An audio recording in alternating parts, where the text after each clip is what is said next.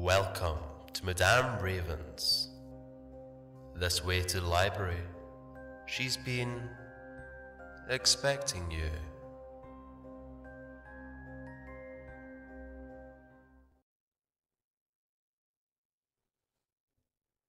All right, my darlings, here it is, The Urban Fae, Banshee in the City, Part 5. I will put a link in the description to the timestamp of where this last little bit falls.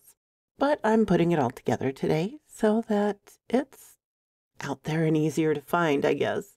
I hope you enjoy as much as I do. You know this is my favorite subject, and Bear does such a marvelous job on it. Anyway, here we go. Urban Fae, Banshee in the City.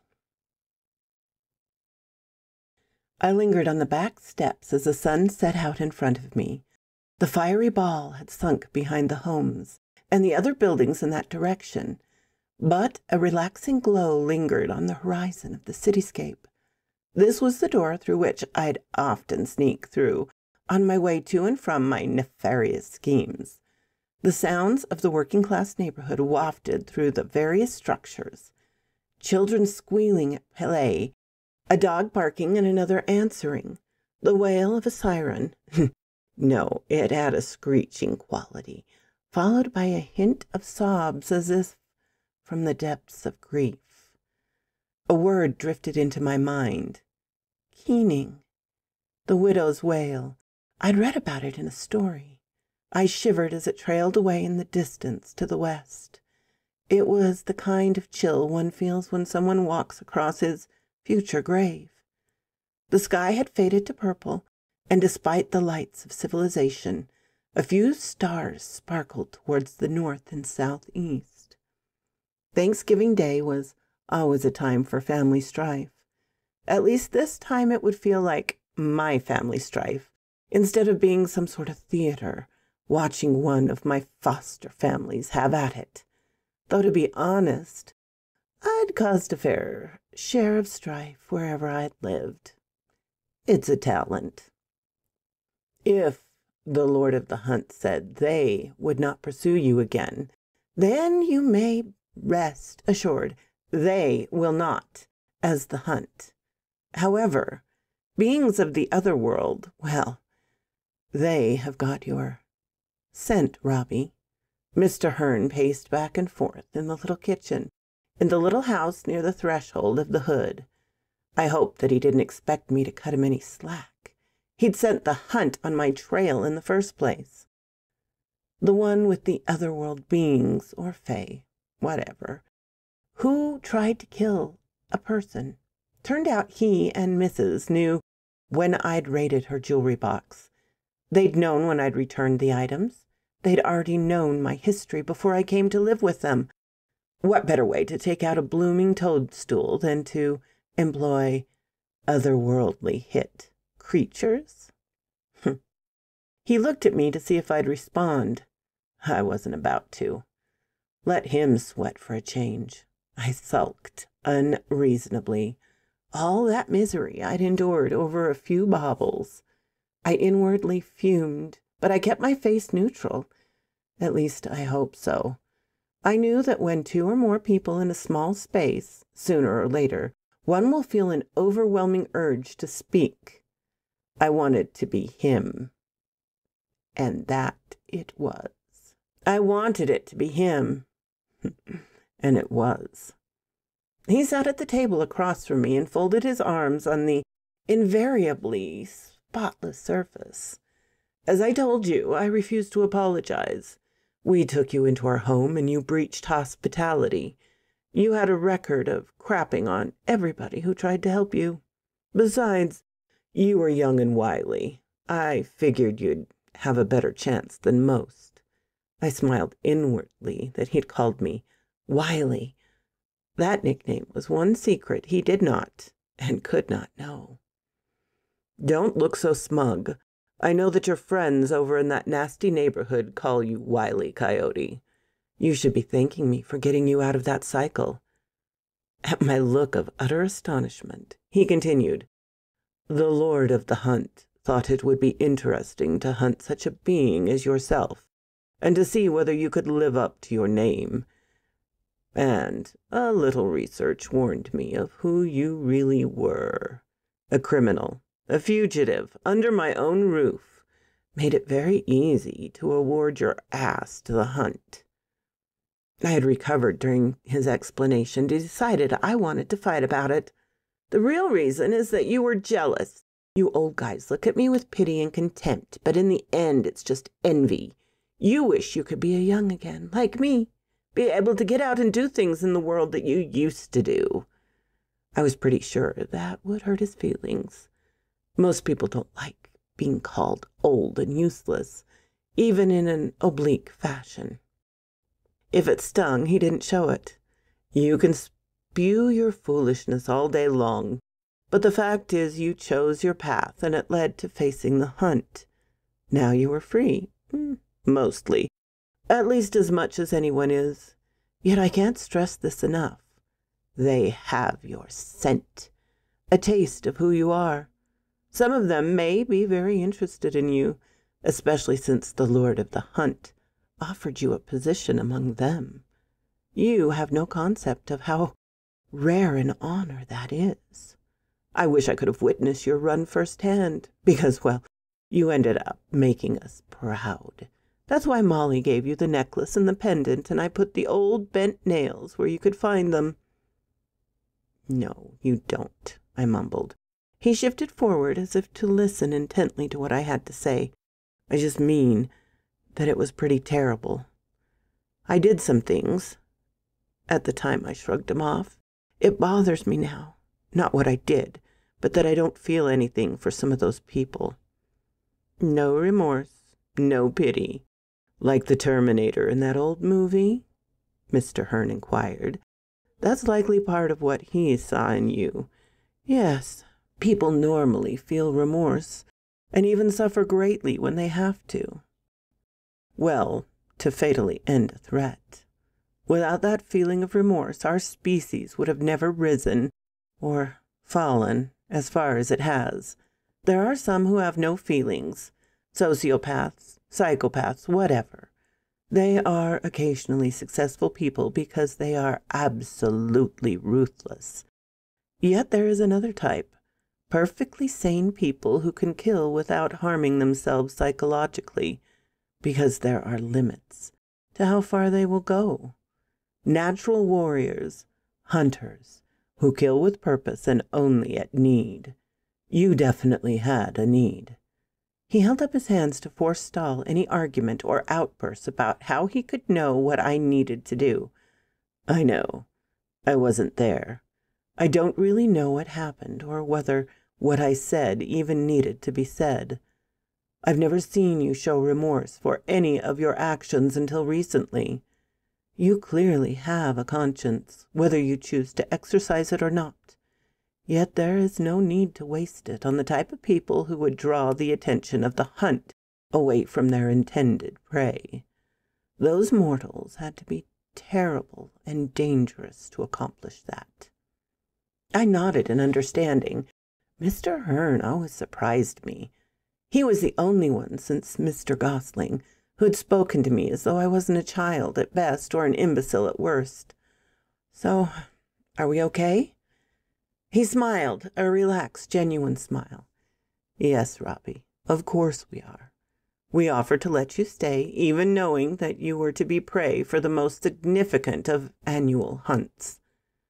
I looked at him slyly and tried not to smirk. "So what did you mean by fugitive? I'm not officially wanted by any authority figure." "Gotcha on that one, geezer." I thought I missed it. I shouted internally in petty glee. He stood and started pacing again, clearly considering his next words carefully. I shut up for a change and let him. He eventually made up his mind. "Robbie, we've never talked about your folks. Not much about folklore either, really. You just didn't seem interested. How much do you know about them?" As he spoke, He resumed his seat at the table and struck his listening pose once more.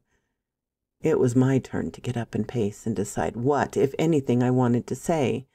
How much did I want to remember? Mainly general stuff, advice they'd given me, places we'd gone, fun times we'd had. Oh, and Mom's weird parents and cold bitch of a sister, who didn't even think about claiming me. I didn't think about them much, at least not until very recently. I decided to make some changes to my life, and I've been thinking and wondering how they lived. I was only 11. I didn't ask much about what they did. Figured they'd tell me if I needed to know. I don't mean where they worked. I just mean the specifics, their daily lives. I don't think we had much money. We moved often. I liked the last place. The apartments were lower income, but I made some friends, other than between the pages of paperback novels. The folks never could afford tech stuff, so no downloaded books. Those turned to ash along with my folks, I suppose. Life was fairly normal for a while. My whole group used to hang around Mr. Gosling, our neighbor. He'd recently retired from the army and moved in around the same time we did. He always told great stories. He was maybe like an uncle to me. Lent me books. He had a great personal library. My buddies and I didn't see it. He allowed no kids in his apartment. Weird, but I think I recall more about him than about my actual parents. Mom, well, she was a quiet person outwardly, but I think she had a pretty funny internal dialogue. I know I'm like her in that way. Sometimes I caught her looking.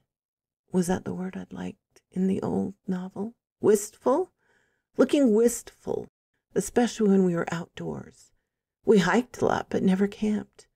Never stayed out much past dark. I always just thought that the folks didn't like tent life or worried about my safety. Dad was pretty full of life. He kept Mom going, always made her smile in the end. He was full of bucolic humor. Funny, I don't recall exactly where Mom was born or where her parents lived, just out west. They avoided me, even at the funeral. I didn't care at the time, since they were strangers whom I've only seen in photos up to that point. Nice-looking people. So was Mom. I guess Dad was a pretty handsome dude, but there was something special about Mom. After I rambled and then trailed off into contemplative silence, Mr. Hearn sat with me and let me maunder. Eventually he broke the spell. That's a fair amount. More than many 11-year-olds could tell you about their folks. I think they would have told you more had they lived even a little while longer. Yet it seems you made friends in those days. Good. I'm sure you have fond memories. Maybe you should invest some time researching your personal history, the way you looked into the lore of the hunt. If you join one of the military services, you may have to answer some background questions. Might as well be ready. Besides, he smiled slyly in turn, once you have redeveloped some acceptable habits and goals, you may meet a decent girl. Molly and I are starting to get concerned for you in that department. Booby dancers and hookers don't count, he said before I could spout my vile retort. I rolled my eyes, and he cackled his old man laugh as he climbed once more to his feet. Oh, and Molly did some research of her own on your behalf.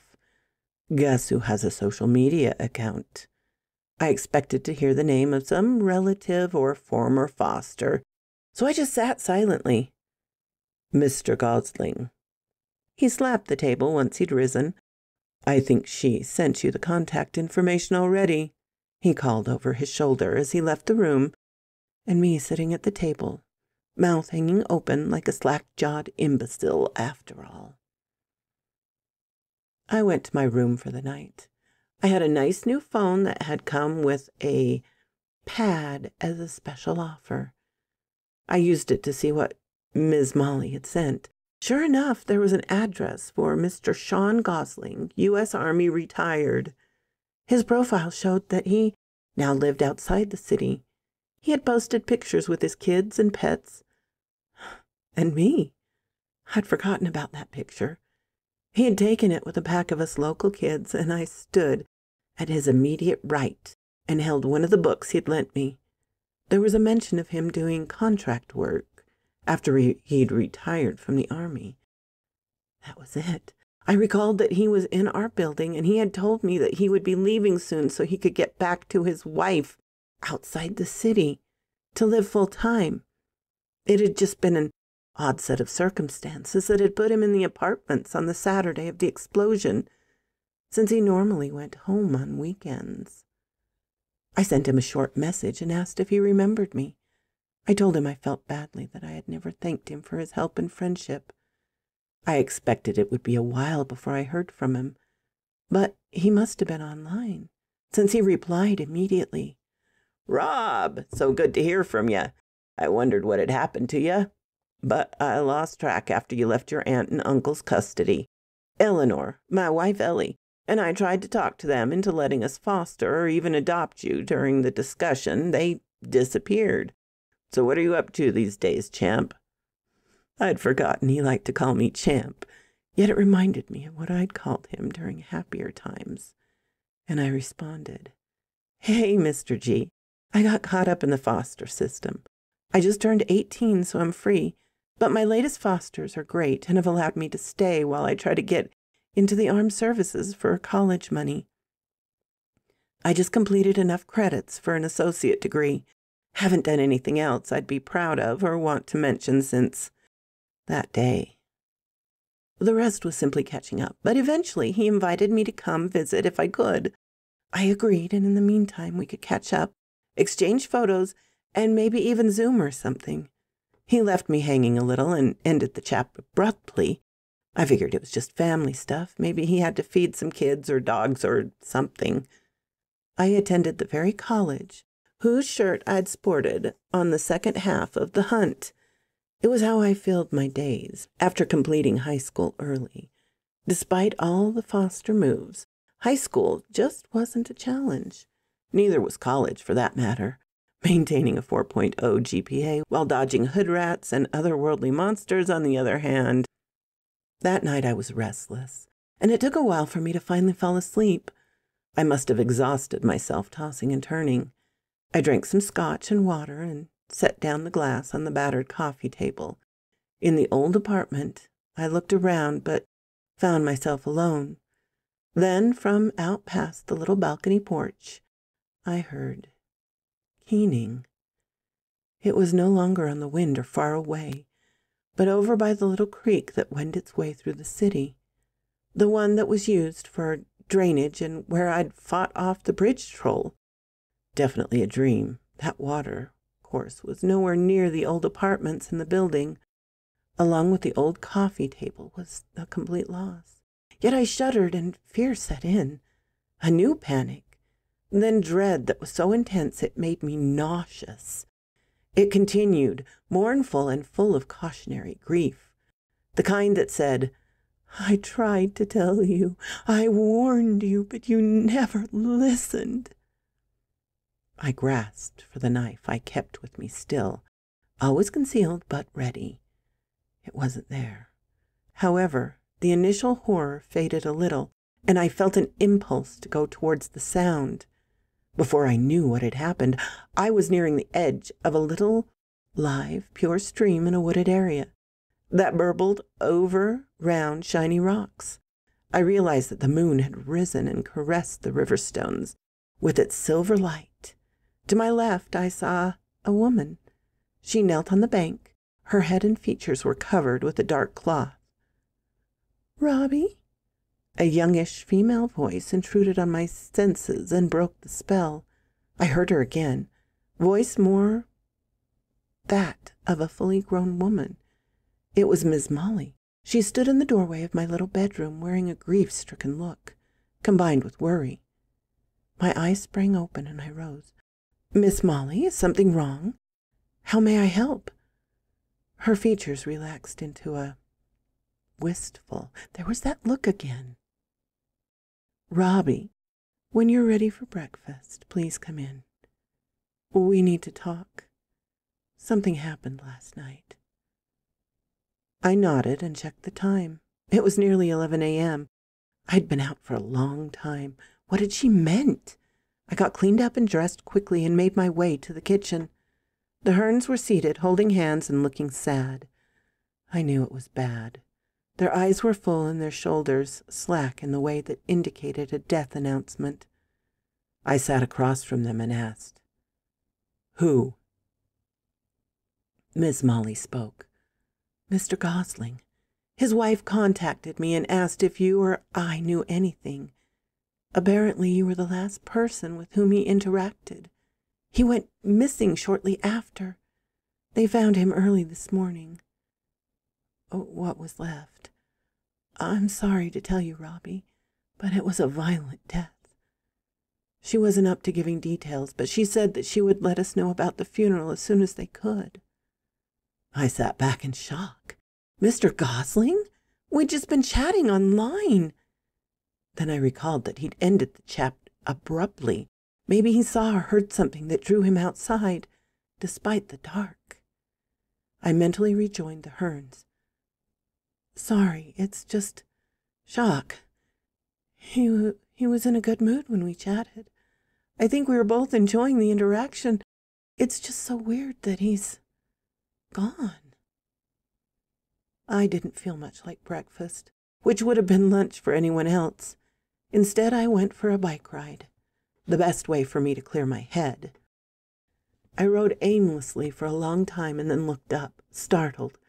I was back in the rough part of town, in a familiar place, the Troll Bridge. Oh, crap. I don't want to be seen over here. I was sure Jaguar's crew, or whatever cretin had taken his place, would love to seize my worthless carcass and torture me until I was as mindless as their old boss had been. Sonny and his bunch might actually want to reward me, but that would include committing to his franchise. I'd just have to stay low and hope that the intervening weeks had reduced my profile. I parked my bike at the end of the bridge from which I'd fled that night. It was different in the full, brilliant light of the autumn sun. There were trees along the water's edge.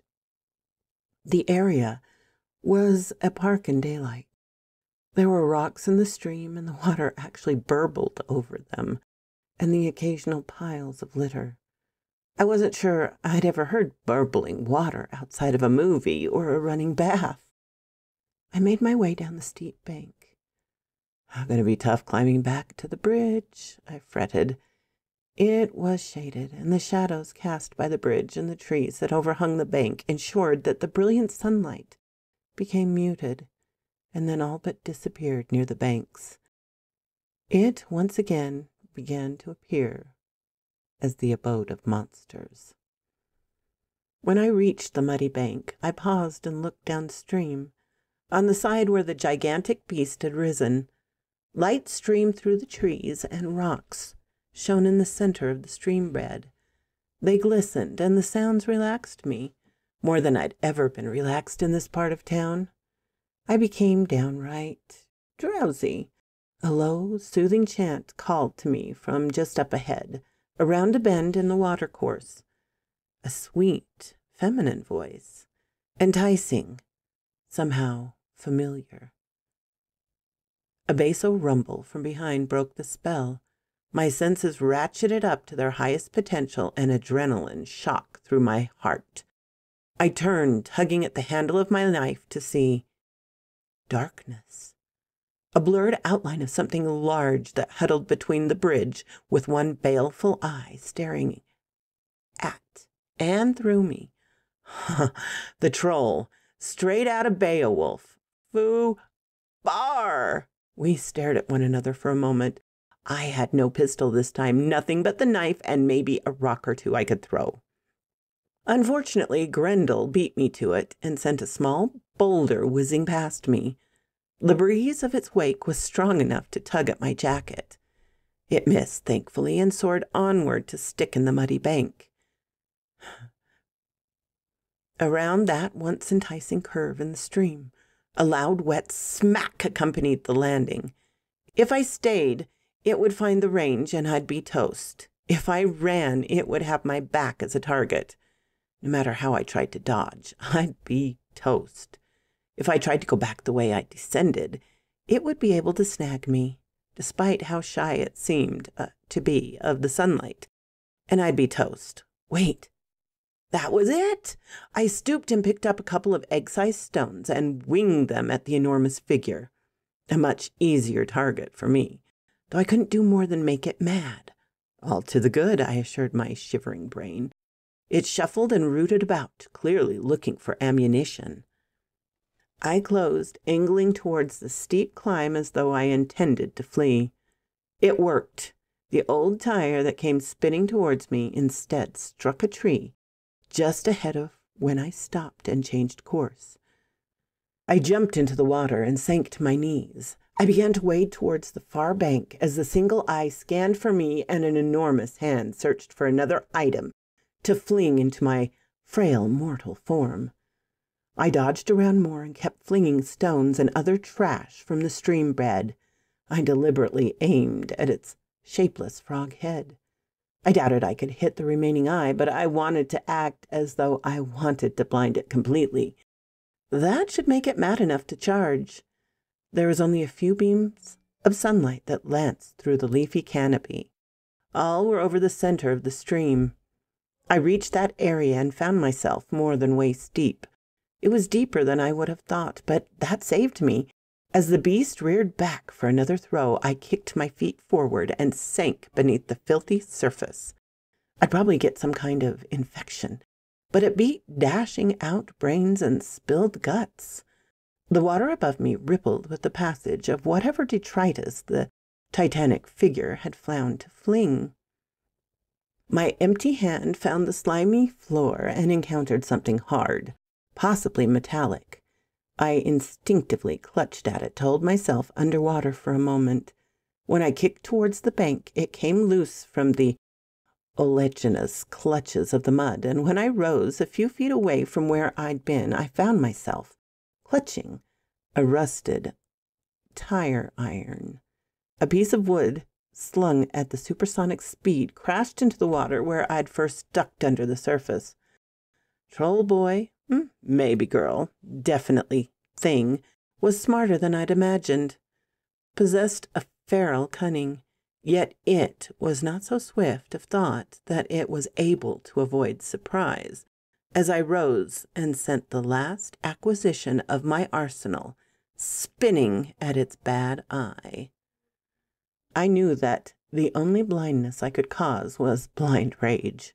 It worked. The empty socket must still have been sensitive. The mouth gaped, exposing rows of blade-sharp fangs. Rows?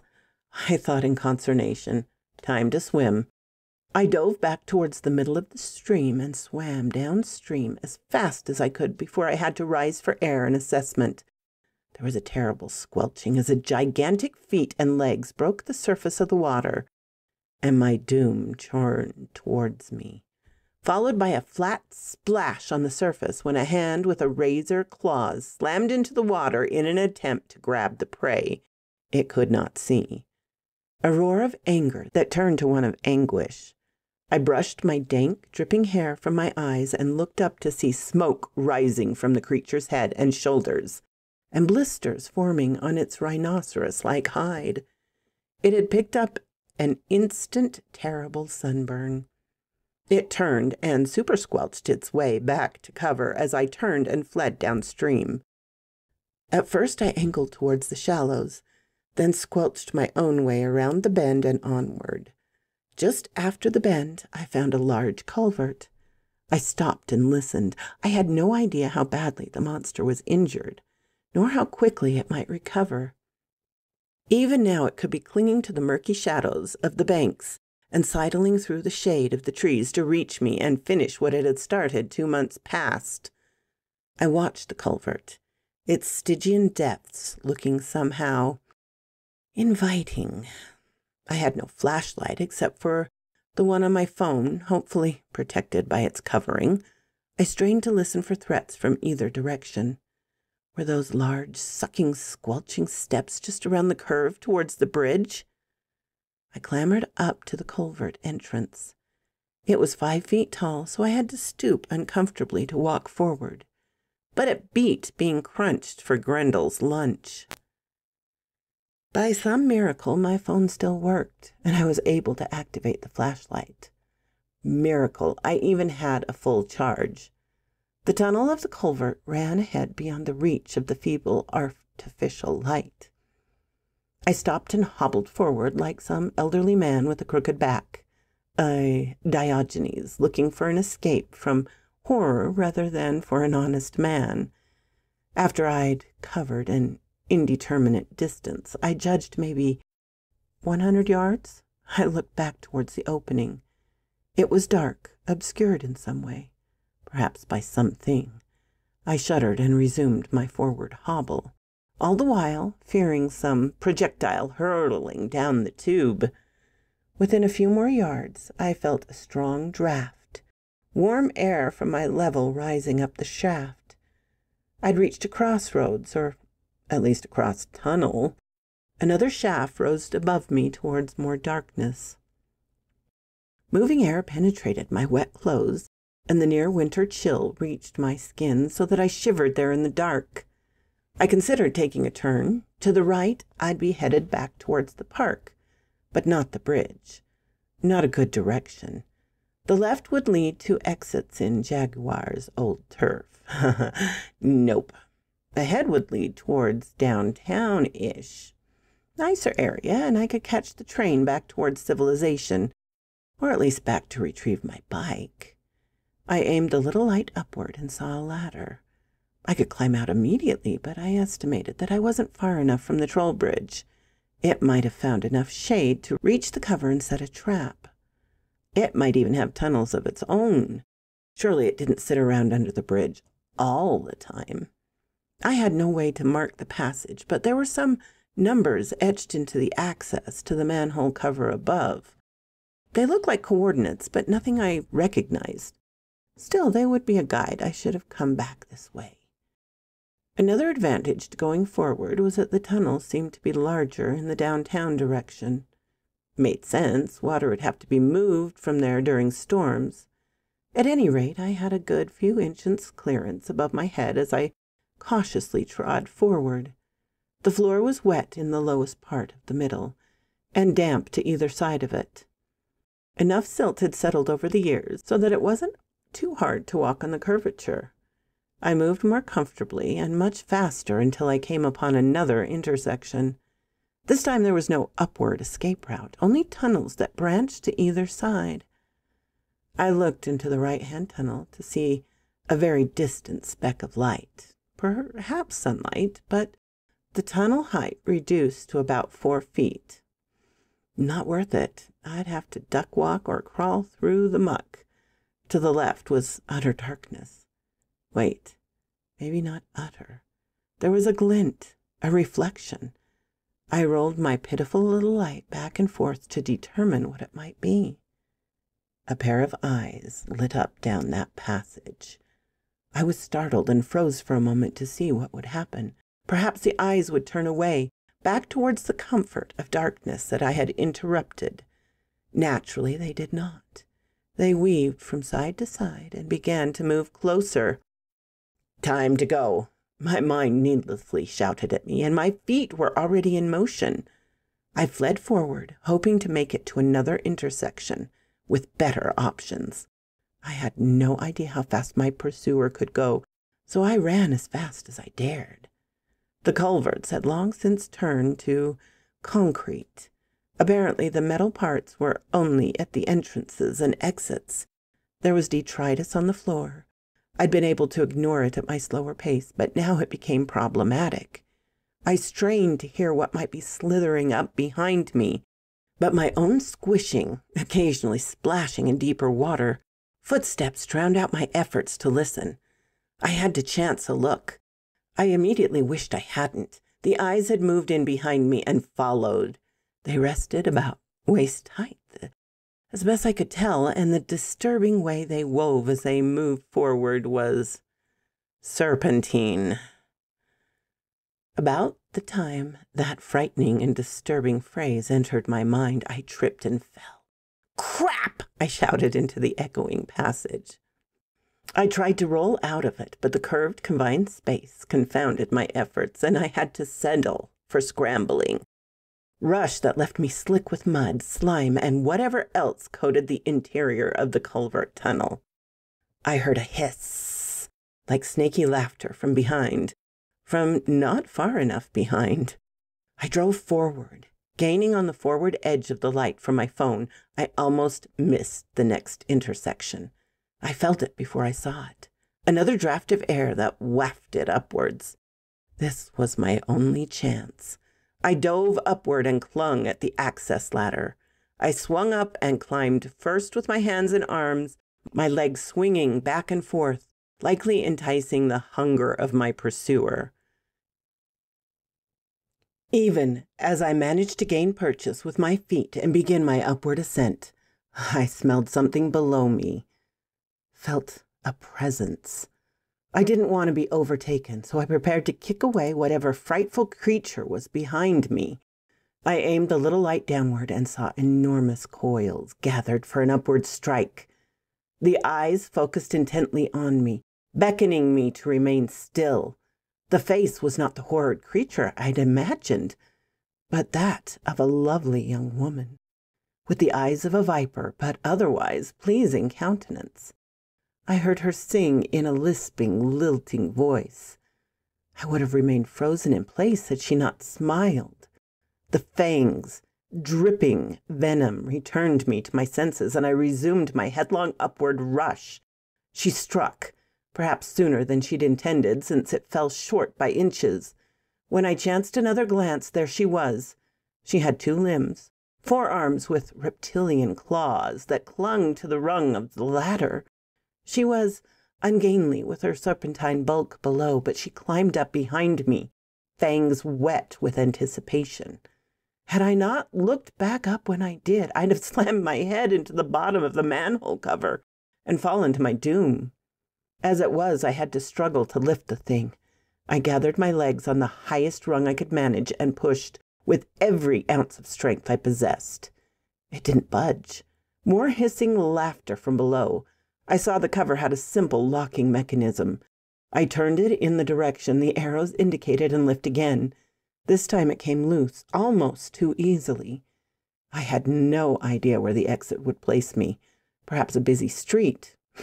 Sure enough, a few cars whizzed by in the other lane. I did my own bit of slithering and got free. I shoved the cover back into place, even as fetid breath struck me from within the access point. I retched and almost collapsed with a wave of weakness and nausea, even as the cover slid into place. I rolled as quickly as I was able to get out of the path of a crosstown express bus as it zoomed past, inches from my muck-covered body. I lay in the gutter for a moment, shaking with the cold and adrenaline shock, with foobarrish thoughts racing through my cloudy mind. Eventually, I crawled up onto the sidewalk proper. I ended up on a grate, facing down into the depths below. A different passage, but I could hear the hissing laughter turn into a savage, near-human chuckle as it faded back down into the world beneath the city. I was filthy. I'm sure I stank, but no worse than anyone else who lived under a bridge or slept on grates. A part of hood life I'd observed, but had never been subject to, even for a short time. It took a while, but I finally made my way to my feet. I had watched many feet walk past my face. None had stopped to assist me or even check on my welfare. My own feet would not have stopped for anyone else, stretched on the sidewalk and reeking. Oh, so only fair. Then it hit me. It was well past dark. It got dark early in late fall, but I hadn't been below ground all that long. I checked the clock on the phone as I shut down the battery-draining flashlight widget. Just over an hour. The display blinked, and I tucked the device into my pocket. Either the battery was about to die, or the device had reconnected to the network after being underground. Not a huge priority. I made my way back to Chateau Hearn by way of the metro rail system. No minotaurs or hobgoblins on the car this time, and all of the plain old human mortals stayed as far away from the foul-smelling young turd boy as they could. I was going to catch all kinds of forlorn looks from the missus when I tramped my crust-covered clothes into the little house. It was cold, but I would have to peel off before I stepped inside. The mister wouldn't be exactly thrilled with me either. They might assume I'd gone rogue once again, resuming my wily ways. It was getting late when I finally made it to the back door. I scraped off my boots and dropped my outer clothes near the doorstep. I'd hose it off in the morning and put it in the wash after, or maybe just the trash. It was down to a t-shirt and drawers when the porch light activated. I stepped back as the door swung outward and revealed Mr. Hearn. He looked somewhere between angry and relieved. She bustled out from behind him and hugged me fiercely. "We were so worried, Rob. Where have you been? What happened to you?" My tired jaw gaped to give me the look of a bovine questioning why someone had struck it in the forehead with a hammer. Mr. Hearn deciphered the expression and answered my silent, slack-jawed inquiry. "You've been gone for 11 days, Rob. We thought maybe you'd run afoul of the criminal elements from your past. You got home just in time. You missed the rosary this evening, but you'll make Mr. Gosling's funeral tomorrow." They'd let me clean up before I shared the story. I told them the entire tale. After all, they would know it was possible. Mrs. Hearn fed me a warmed-up supper, and they listened to the tale carefully. I expressed my confusion over the time jump. It still had me out of sorts. I don't understand. There's no way I could have been gone that long. I remember every step, each splash, and each scrape of those scales against the sides of the tunnel. I shivered from the remembered fear and cold. Mr. Hearn placed his hand on my shoulder. Rob, there's still so much that you don't know. Molly and I can tell you some of it, but the rest you'll have to puzzle out for yourself. We only know the general stuff. Mr. Gosling might have known more of your personal story, but he never shared it with us. Perhaps, maybe he told his family, and you can speak with them after the service. One thing that may help, maybe not. Time works differently in other world. Typically, you'd experience a shorter time in that realm, while more time passed here in ours. I don't know the right term. Dimension? It's not even consistent. Sometimes they're in sync. Sometimes they may even be reversed. Maybe it all works out in the universe at large. He took my silent stare as a need for more information. Time distortion aside, you encountered that bridge troll again, and in daylight. That can't be good. Creatures of the other world do not like to risk being seen by any but those they intend to murder and possibly devour. That type of troll would die in sunlight, yet it risked its life to attack you. Maybe it was just a grudge over losing an eye, no way to tell with such a being. As for the snake woman, I've heard of similar creatures. It may have intended harm, a meal, or just to frighten you, or maybe just to get your attention. That said, the most frightening thing you've mentioned is the wailing, the keening woman. When you hear her, the banshee, it can only mean one thing: death. Urban Fae, Banshee in the City, Part 2. There I was at Mr. Gosling's memorial service, pondering the ways of the other world, from which entities had apparently marked me for death. The ceremony wasn't really a funeral. There wasn't much left to cremate. I listened to his friends and family recount the events of his extraordinary life. He'd been a genuine hero and had come home from foreign wars with a healing heart. He'd spent his entire life serving others. Pretty much the opposite of how I'd spent the last 6 years or so. Another inspiration for me to stay on the straight and narrow path. After a while, the tearful farewells began to blend, and I sunk once more into my dark thoughts, until I heard my name, spoken by a sweet, young, feminine voice. "Robert McIntyre?" I looked up startled with a who's me what expression. She looked at me expectantly, and her body language clearly indicated that I should rise and approach the podium.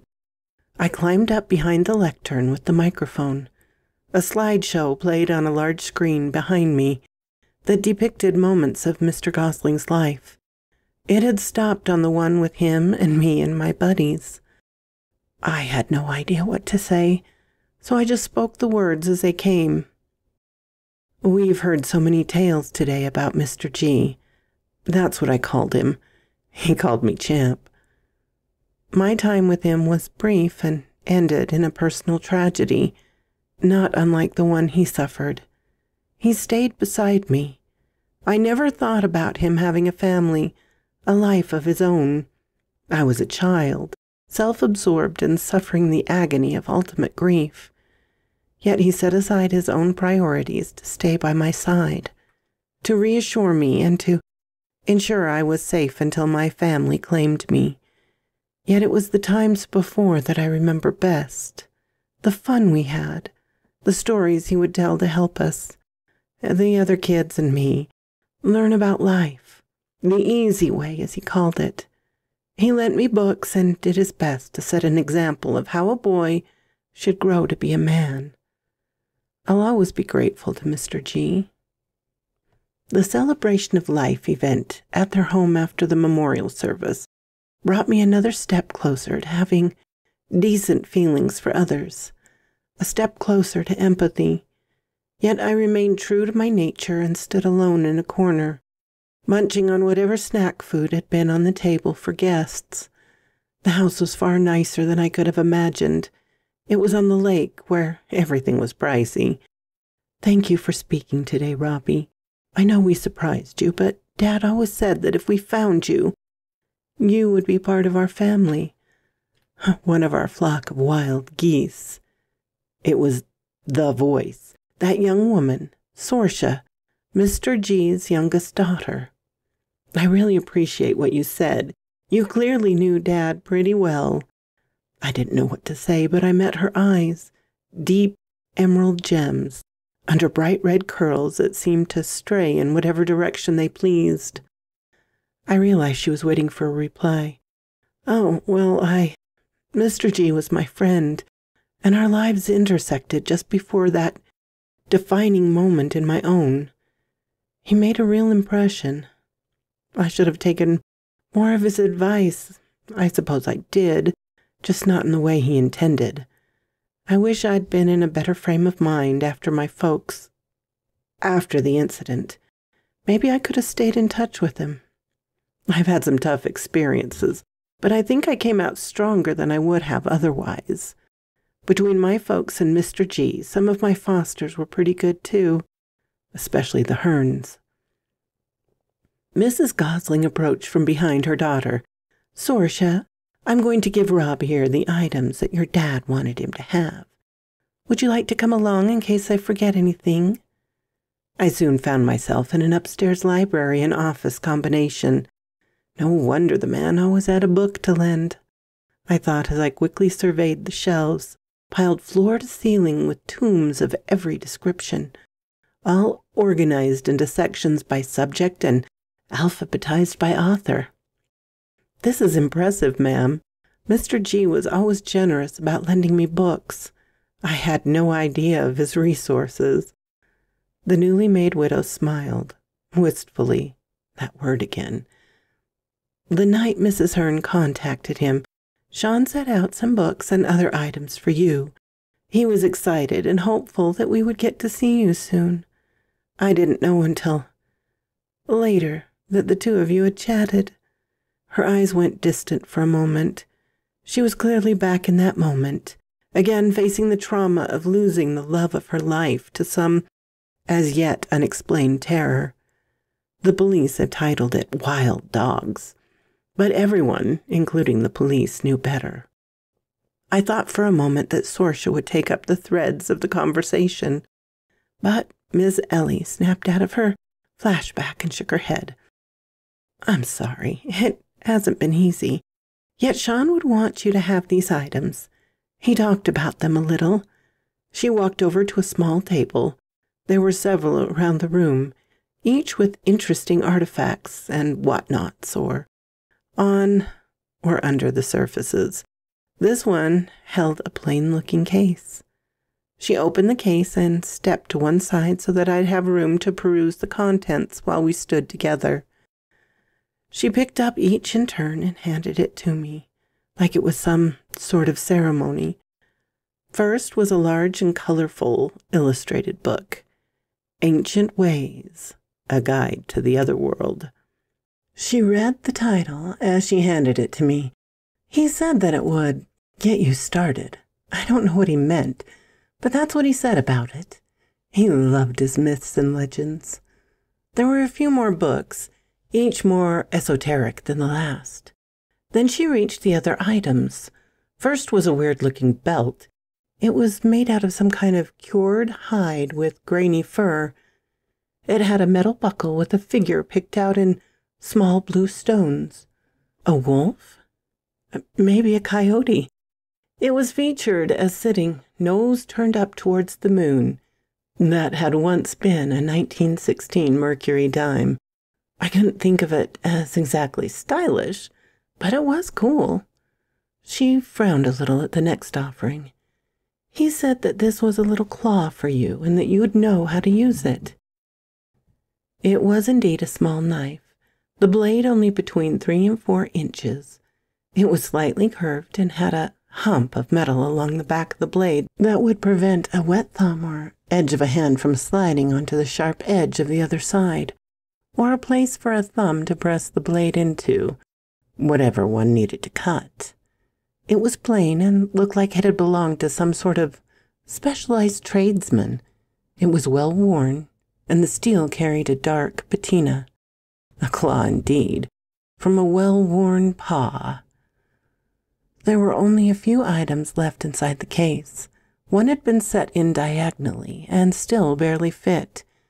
It was a large knife, more like a short sword. It was in a scabbard made of shiny leather-looking material. Miss Ellie assumed a fearful look, but quickly replaced it with a solemn one. She locked eyes with me. This is one he said you may have to learn to use, perhaps along with the claw. It is special, and he said that it belonged to your father. He wanted to give it to you after the explosion, but feared that your aunt and uncle would take it from you. That might be why he kept all of these things. I took the exquisite piece in my hands. My gaze shifted from her eyes to the sheathed weapon. The sheath was plain enough, a charcoal gray affair. Maybe shark skin over some type of wood. The handle was breathtaking. Dark horn or bone, with a snarled lupine head, picked out in green stones and traced with silver. The snout faced down towards the blade with deadly intent. The pommel was a knob of silver with the face of the moon worked out in dark pits in the metal. I turned over the piece and saw that the pattern continued, as with the actual earthly satellite. On the other side of the handle was another lupine figure. This one appeared to be howling, eyes closed and the hint of a smile on its ferocious jowls. Its snout faced the moon-inspired pommel. The stones are real Connemara from Erin, and the silver is all real, put together by a master smith from Norway, Mrs. Gosling assured me. For some reason, my normal arrogance was disconnected. I grasped the handle and then looked at her for permission. She nodded, and I slowly drew the blade. It was an elongated drop point, almost a leaf shape, narrow but substantial all at once. Inside the steel were patterns, straight linear marks that were part of how the blade was worked, yet seemed organized like writing. There were some swirls picked out in bronze and silver. They almost picked out a scene, different on each side of the blade, just hints of activities. a mystery to be studied for countless hours. It was hard to set down the blade beside the other treasures, but I managed to shift my focus back to the last few items in the case. There was a fishhook with some line attached. Weird, but it belonged to my dad, so cool. Then what appeared to be a miniature belt with a clear crystal set opposite the buckle. I realized that it was a headband, a diadem. The leather was tooled and very nice, but had Mrs. Gosling not informed me that it belonged to my mother, I would have never looked at it twice. The last item was not what Mrs. Ellie described as a torque. I'd read about them, but had never seen one in person. This one was heavy, gold weave with finials at the end in the form of a long-snouted, slender wolf head, one snarling and one smiling. That had belonged to my grandfather, according to the notes Mr. Gosling had left for his wife, though it didn't indicate whether paternal or maternal. Oh, and you may have the case as well, Sean. Mr. G, she smiled, said to remind you that no matter where you go, no matter what restrictions or rules are in place, you must always keep the big knife with you, and that the case will help. And the rest is up to you. I think that some of those items are rare and valuable. I hope that you will keep them. It would be a shame. Well, they're yours now. Your decision to make. Now I have guests to attend to. Perhaps you and Sorsha can visit for a while. She glanced at the narrow windows. Oh my, time slips away. It's gotten dark on us. And with that, she slipped quietly from the room. I placed the treasures carefully into the case and left the big blade in its plain scabbard on top. I kept out the claw knife and attached its little sheath to my belt. It should be legal, even in the city. Sorsha stood over by one of the windows, the one with the computer desk on it, and stared out into the darkness beyond the reflective glass. He was sitting just here when you were chatting that night, she spoke, quietly, but I could hear her clearly in the quiet room with only the two of us. I walked over to stand beside her. The view was unimpressive, a reflection, the two of us standing there staring like idiots, and a dark emptiness beyond. It was suddenly made clear when an exterior light activated. I could see a large tree outside the window. The branches were mostly denuded of leaves, with winter quickly approaching. The branches swayed in the wind that gently blew over and around the house. Then one set of them started to shake violently. Something was in that tree. A bulky shadow form crept out from a limb and approached the window.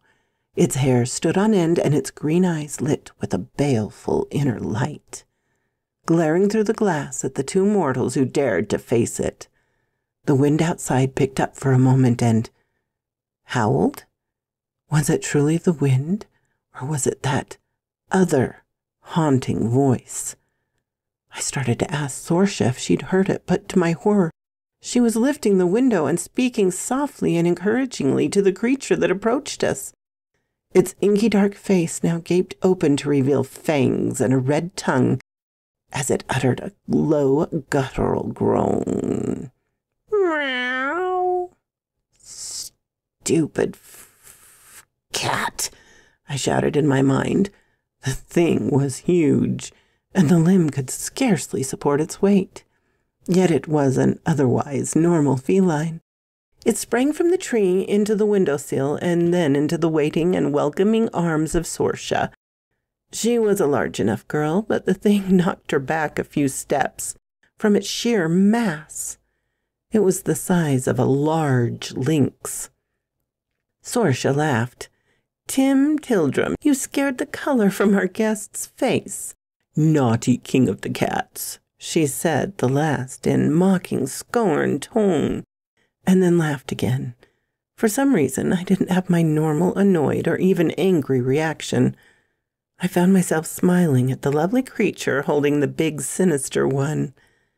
In the clear indoor lighting, I could see that Tim was black, but with a white spot on his chest.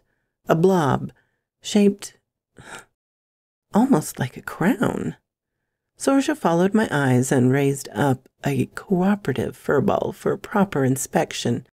We named him Tim Tildrum, after the first king of the cats in the old story. He came to us as a stray, and when Dad saw that crown-shaped white patch, well, we just had to adopt him. Don't get the wrong idea, though. He's nobody's pet, but a free and independent actor all his own. With that, the big feline wriggled free and plopped to the floor.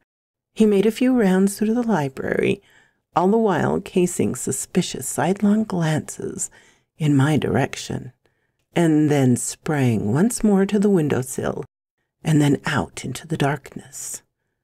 Not long after, we said our goodbyes, exchanged contact information, and headed home with the Hermes. As we walked to our car, I heard the beginning of the keening sound. From out near the lake, it was cut short by the screeching yowls of a large cat, and then sputters and hisses, then silence. After a moment, the normal sounds of insects and frogs, each hunting for meals or mates, replaced the odd noises that had intruded from dark places out among the trees. The Herns did not seem to notice. We were all full of good food and deep thoughts. Maybe they would be able to rest after the long day, but I feared my sleep would be riddled with nightmares and haunted by mournful howls and tangled, sweat-soaked sheets. I was right. Eventually, nightmares faded, and the dawn shines brightly through windows and onto sleeping brows. A nice way of saying that I slept in the next day until the sunlight streamed through the window, struck my eyes, and forced them open. The Herns were in a decent frame of mind, but I was not. I did my best to hide it, but Mr. Hearn saw right through my subterfuge. "Rob, I know you experienced something otherworldly last night. Sometimes we mortals, no matter how well connected we are, just can't. Which is why Molly and I didn't react when you did. So have you looked over your inheritance?" I thought for a moment. I am not a mere mortal, too? Then shrugged off the speculation as anything other than his making a clumsy attempt at conversation to help me feel better. Nonsense, I put him back in the case. Seems odd that Mr. G would have things that my parents owned. I thought everything was taken in the fire. I didn't think to ask Mrs. Gosling. There wasn't anything too crazy last night. Just a big black tomcat and that keening wail. I'll be fine. I just need some exercise. Think I'll go see if anyone found my bike. He pursed his lips. Maybe you should stay away from that neighborhood, at least until you've taken stock of your new resources. He sounded pretty sincere, and as insistent as he could be without using a tone that he knew would cause me to dig in my heels in resistance. I'll look first, I recalled Mrs. Gosling's admonition on behalf of her late husband that I keep the big blade on me. I was wearing the little sheath with the claw knife.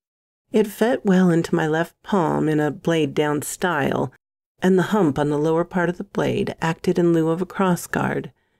It made the blade very utilitarian and dangerous all at once. Naturally, I loved it.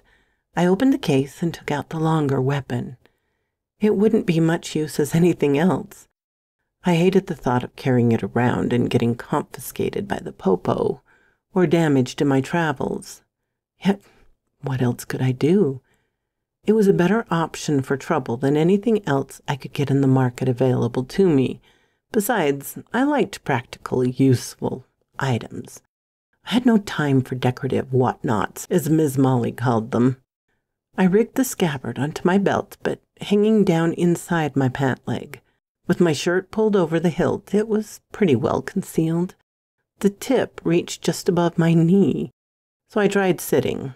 It poked out a little, but I tended to wear my breeches loose, so it would do.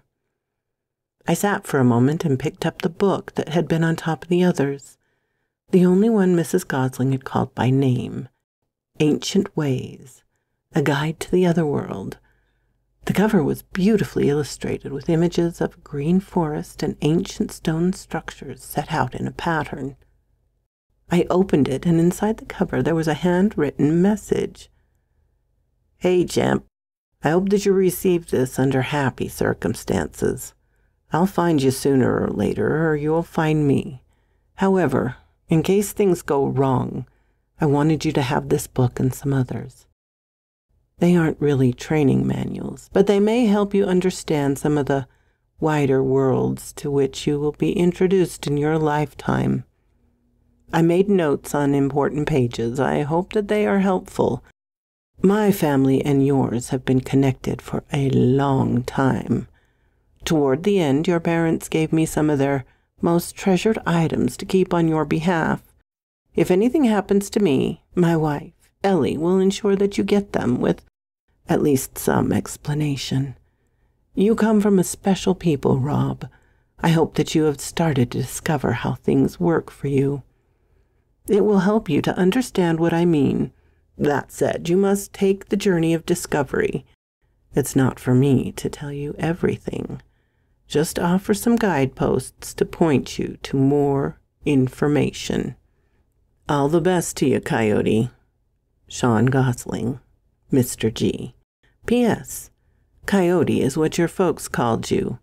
The last name they used is related to the Irish Gaelic word for wolf, but you are not yet big enough to be a wolf.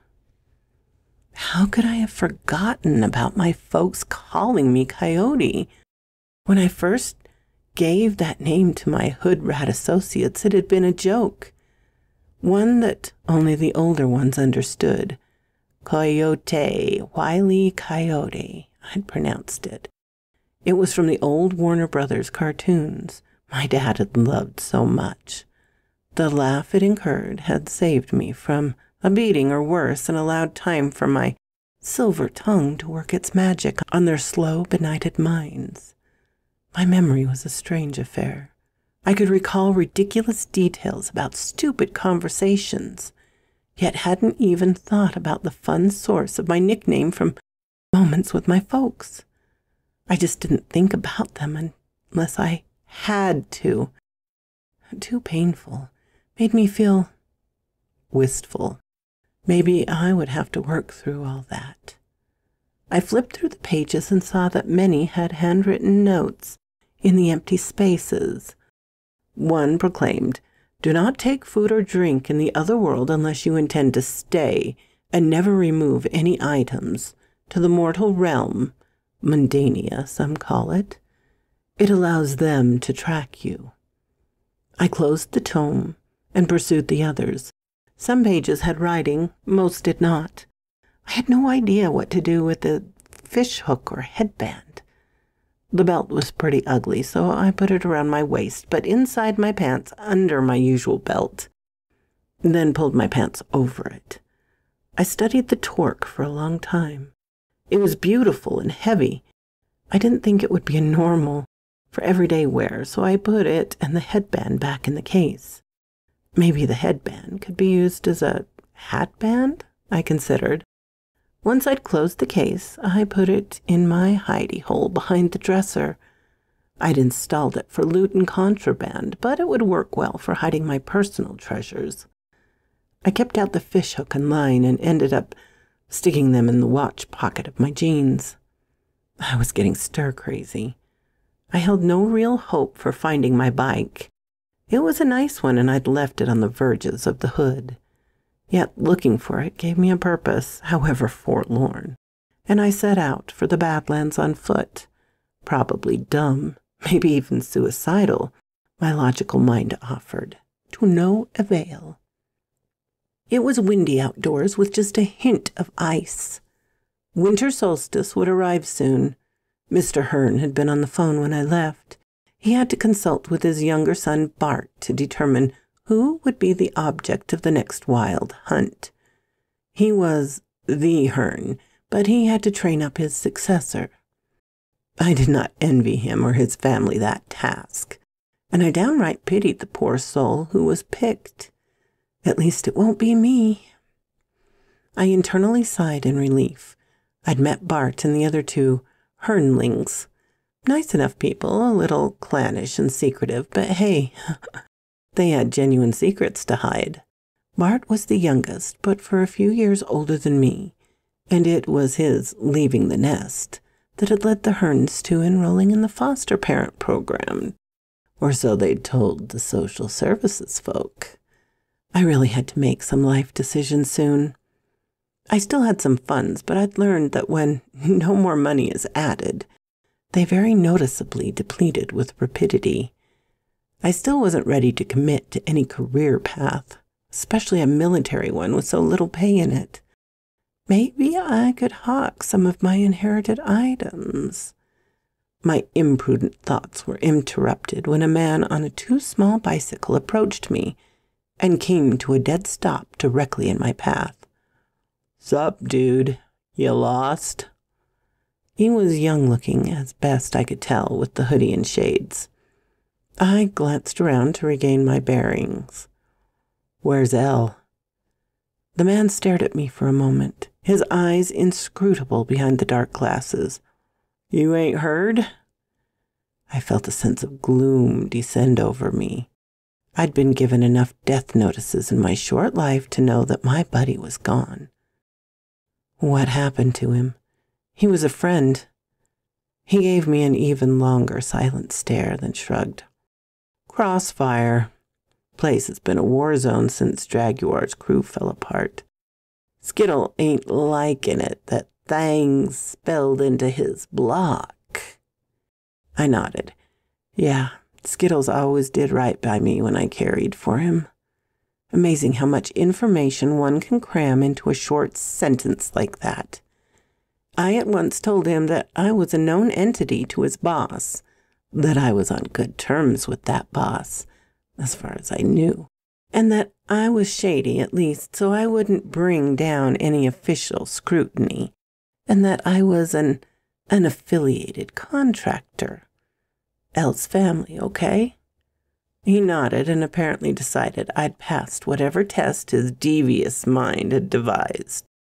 Skittle had a small crew, but he had a rare talent for picking smart members. "We take care of our own." "Cool," I replied. "Think I can pass through to Sonny's block? I've been out for a while. I don't know the score. Elle usually kept me straight." I hoped that he'd assumed I'd been in jail or prison, and that he might even take pity on me and tell me something useful. He eyed me once again skeptical. "You on foot?" I shrugged. "Bike is gone.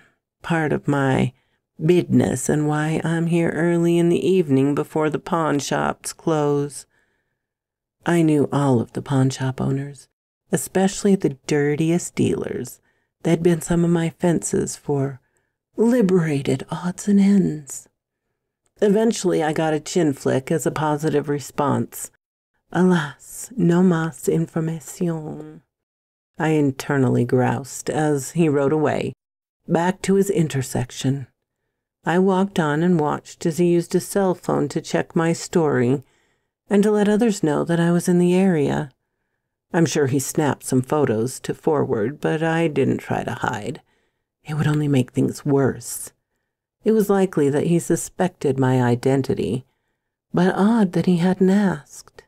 Then again, he hadn't provided a handle either, so the hood standards of courtesy were still intact. I checked a few shops with no real hope. The ones I usually dealt with would have changed the appearance of the bike and sold it out of the back door. Then I set out for Sonny's dumbass club. Bay View. Eye roll. He would be there this early, but maybe Mercedes would be in the house getting the girls ready. When I first heard her name, I was inclined to think of her as Mercedes, no class, in a play on the various classes used by the manufacturer. But her sharp mind and bootylicious, well, she'd quickly risen in my esteem. The keening howl split my nerves. It came from a storm drain down the block to my left. Maybe. I shivered at the chill that raced up my spine. I hated that sound. It was early, but already well after dark when I neared the nudie club. From a good distance, I could see red and blue flashing and whirling lights. Without getting closer than necessary, I found a place from which to observe events unfold. An EMS truck pulled away from the scene and the driver shut down the flashing lights. There was no siren. Either there had been no actual medical emergency, they had resolved the emergency without transporting the victim, or the victim was dead. Based on the number of police units, I guessed the latter. My concerns were confirmed when a hearse from the medical examiner's office arrived. I was getting cold standing in one place, not the chill that had accompanied the wild hunt, but cold enough to be uncomfortable.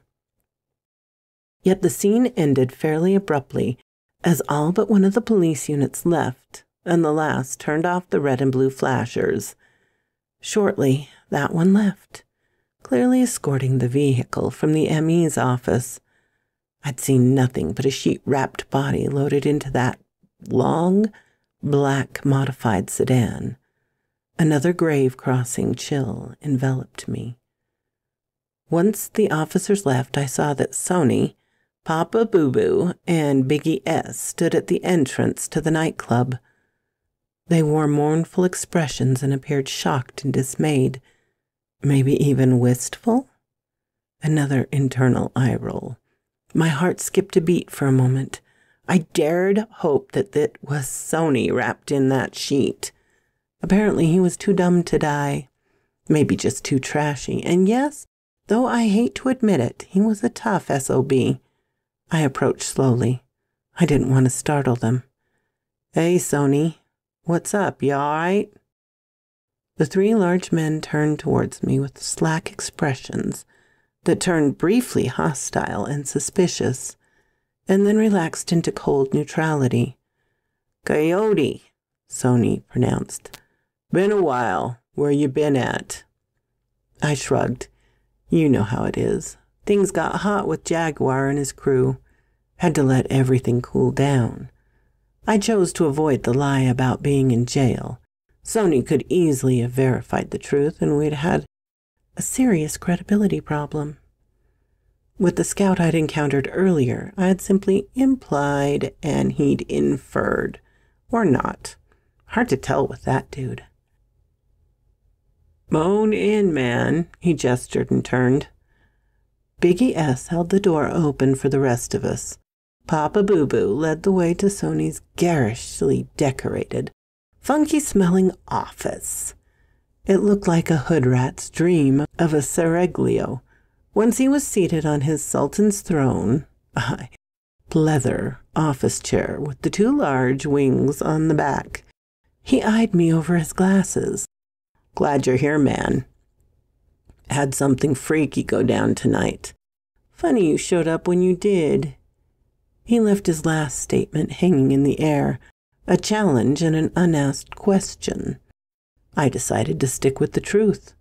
I was getting pretty warped after associating with so many decent people of late. I was looking for my bike. It went missing. Don't have much hope. I was thinking of upgrading to something with an engine anyway. Saw the popo outside. Watched the rest from down the block. "One of your crew? Anybody I know?" I had answered his question that I wasn't involved and let him know that I was still a turd like him, and that I had ambitions that I did not want to wreck. Amazing how much subcontext goes into a few words, as long as everybody involved in the conversation is speaking in the same terms. He sat quietly for a moment, digesting what I'd said, then abruptly stood. I feared that things were about to get physical, but he walked around the desk towards the door and again beckoned me to follow. He led me through the dancer's locker room and to the back entrance of the building. There was police tape all around and over the door. Sony ignored it and opened the door. "See what you think," he said in a low, forsaken tone. What I thought was that the scene was right out of some horror slasher flick. There was blood everywhere and the telltale signs that there had been other scrapes and bits of body marked with police tabs and cones now removed. I stared from the threshold and looked both ways up and down the alley. From one end, the end that led deeper into Sony's territory, there were marks in the gravel surface, and the blades of grass along the back wall of the clubhouse were crushed. It looked like a giant serpent had crawled up to the back door of the club and attacked someone before she entered for work.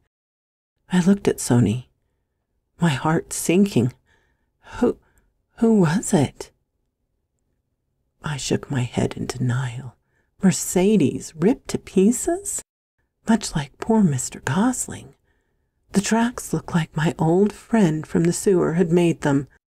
The serpent chick, yet it was a long slither to the lake and Mr. G's place, unless there was a shortcut through the other world.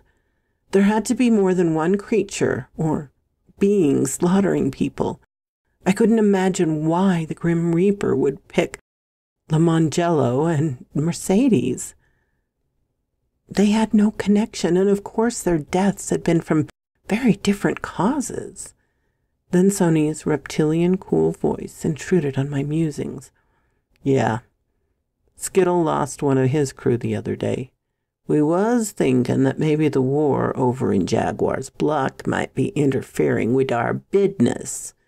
His accent had thickened with grief and intoxication. He slammed down 3 glasses of Courvoisier during our visit, and the cognac had him reeling.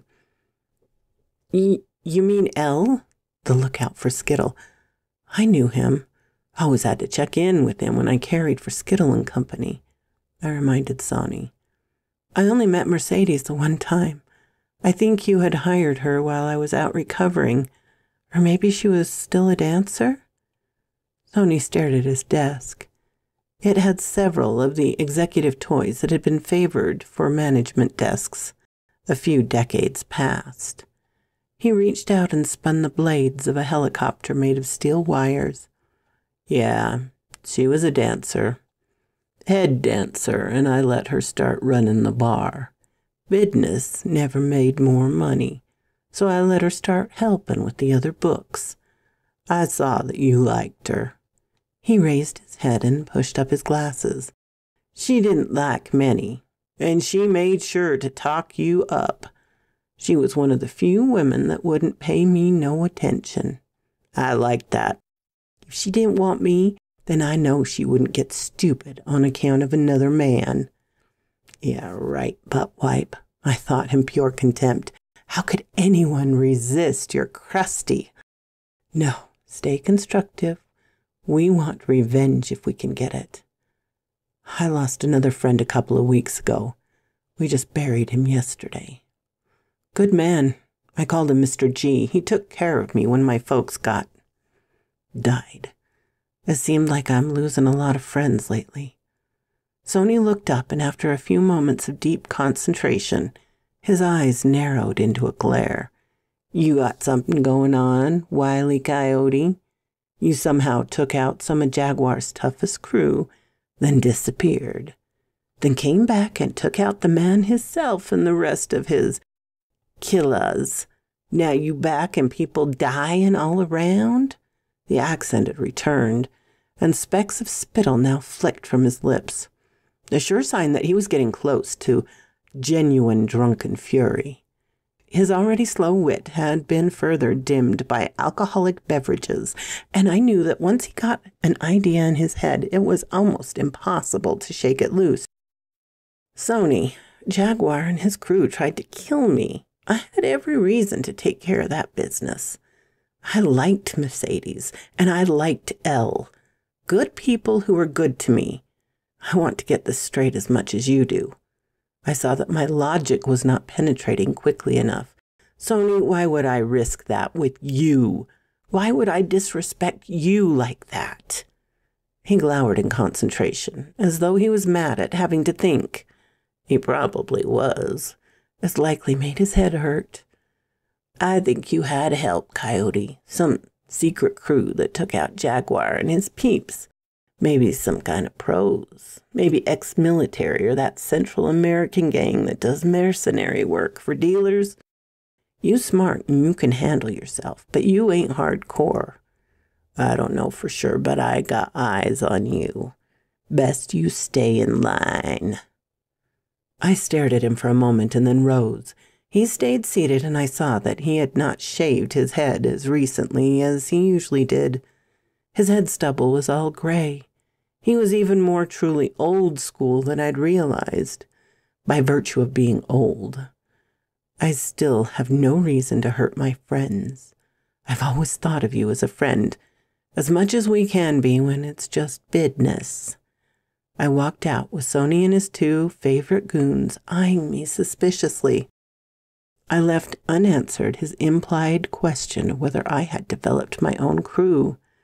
If he thought I'd turned into an enforcer or an outright assassin, maybe it would give him pause before he messed with me.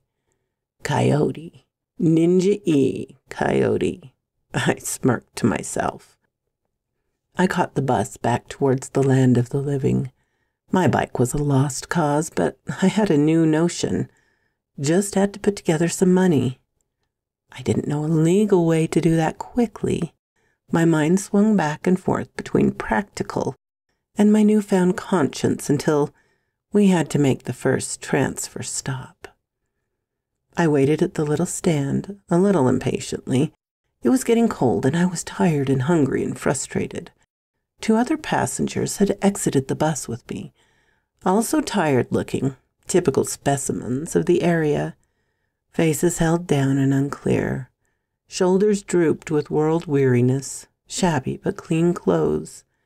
These were part of the majority in the area, financially poor, just wanting to go about their lives with no more misery and discomfort than absolutely necessary. The locale was tough because a high percentage of criminals operated in it than in other places. Easy to be a criminal when the local population can't afford to pay for politicians to order in more law enforcers. At least not the good ones, like the ones I'd met downtown. I was sunk in these gloomy thoughts and failed to notice that my 2 companions, who were not dressed warmly enough for the weather, had risen and begun to sidle in my direction. They were almost within arm's reach when their movements caught my stray attention.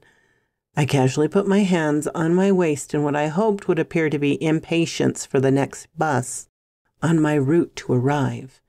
In fact, I wrapped one hand around the side of the claw knife and edged my thumb inside my pants to loosen the longer blade in its sheath. I didn't know whether these 2 were about to jump me for my wallet or whether they were part of some otherworldly plot. I whipped my weapons from their scabbards, strode forward 2 steps towards the edge of the roadway, and whirled to face my would-be attackers. One looked up astonished, his fingers frozen in motion around the cigarette he'd chosen to light. The corneas of his eyes showed in fear. The other scrambled to pull something out of his pocket. "Stop! Leave it, whatever it is," I grated. The scrambler relaxed his shoulders and slowly removed his hands from the hoodie pocket that hung above his waistline. "Just my paper spray, man. I can't afford to get jacked." Cigarette guy just continued to stare as his unlit cancer stick dangled from his gaping mouth. I felt like an ass. They just stood because the bus was now rolling down the street in our direction. I walked between them towards the shadows behind the bus stop. As I passed them, I looked towards the man in the hoodie. I wasn't going to jack you. I thought you 2 were about to. At that point, Cigarette Guy punched me in the kidneys and shoved me towards the shadows and the hedgerow that cast them. Scrambler pulled out a ridiculously small handgun and tried to raise it. I used the big blade to sever his wrist, then continued the lowering arc and cut Cigarette Guy across the tops of his thighs and the front of his groin. I could hear them screeching as I dove through the hedge and into the barren lot between an old house and an old-style red-brick building. I ran into the dark, the curses and whines of my would-be robbers chasing me into the gloom. I slowed as I reached the back end of the property. There was a fence ahead and another old structure on the next property. I'd have to scale the fence, then cut through the next block and hope I could stay ahead of any eyes. It wasn't likely that anyone would call the police, but I didn't want to take chances. There were shadows along the property, but old yellow lights penetrated and allowed me to see enough to keep from falling. I hit the fence at a run and looped my leg over the top. Fortunately, the spikes along the top were decorative rather than sharp. I landed on the other side in a crouch and turned, still low to the ground, to look behind me. Urban Fae, Banshee in the City, Part 3. Apparently I'd hurt two muggers badly enough that they decided to let me go. I rose and turned towards the much more dimly lit property in the street beyond.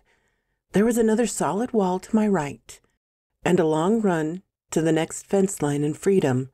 I set out at a fast walk, careful of where I stepped, least until I heard the thumping of feet and the low growls and panting of serious guard dogs.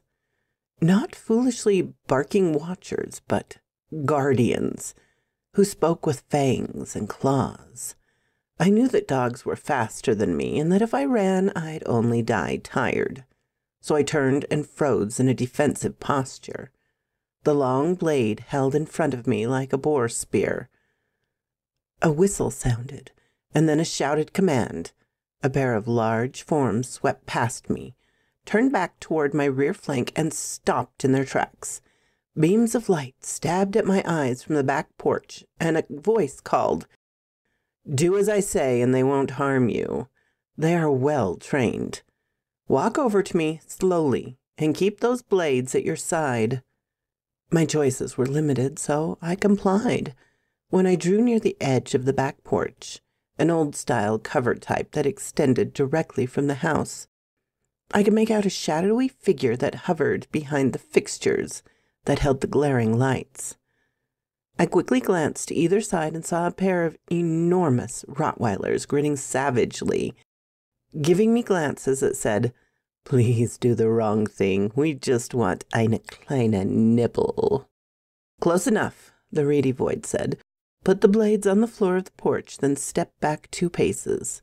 Once again I complied. "Now," Reedy asked, "what's your story?" I was a scratch that, a great liar. But in this case, the truth would be easier. Likely this person had encountered thugs of many varieties and would understand my actions. I was at the bus stop over on the next block. 2 guys tried to rob me. I don't know why, not like I have anything. I was just passing through. I wasn't sure anyone lived in this place. My captor cackled. "You have a pair of knives, and one of them is extremely valuable. Can't believe you'd let someone make you surrender them so easily. You caught 2 criminals, but let 2 mere dogs stop you? Why, each of them barely weigh as much as you do." The voice cackled some more. The silhouette turned and rummaged for a moment. Then a dark-colored towel landed on my blades. "Best clean those before the gore dries too much. Won't hurt the long one, but the wee claw will rust. Once they're sheathed, you may come in. The back door will be unlocked.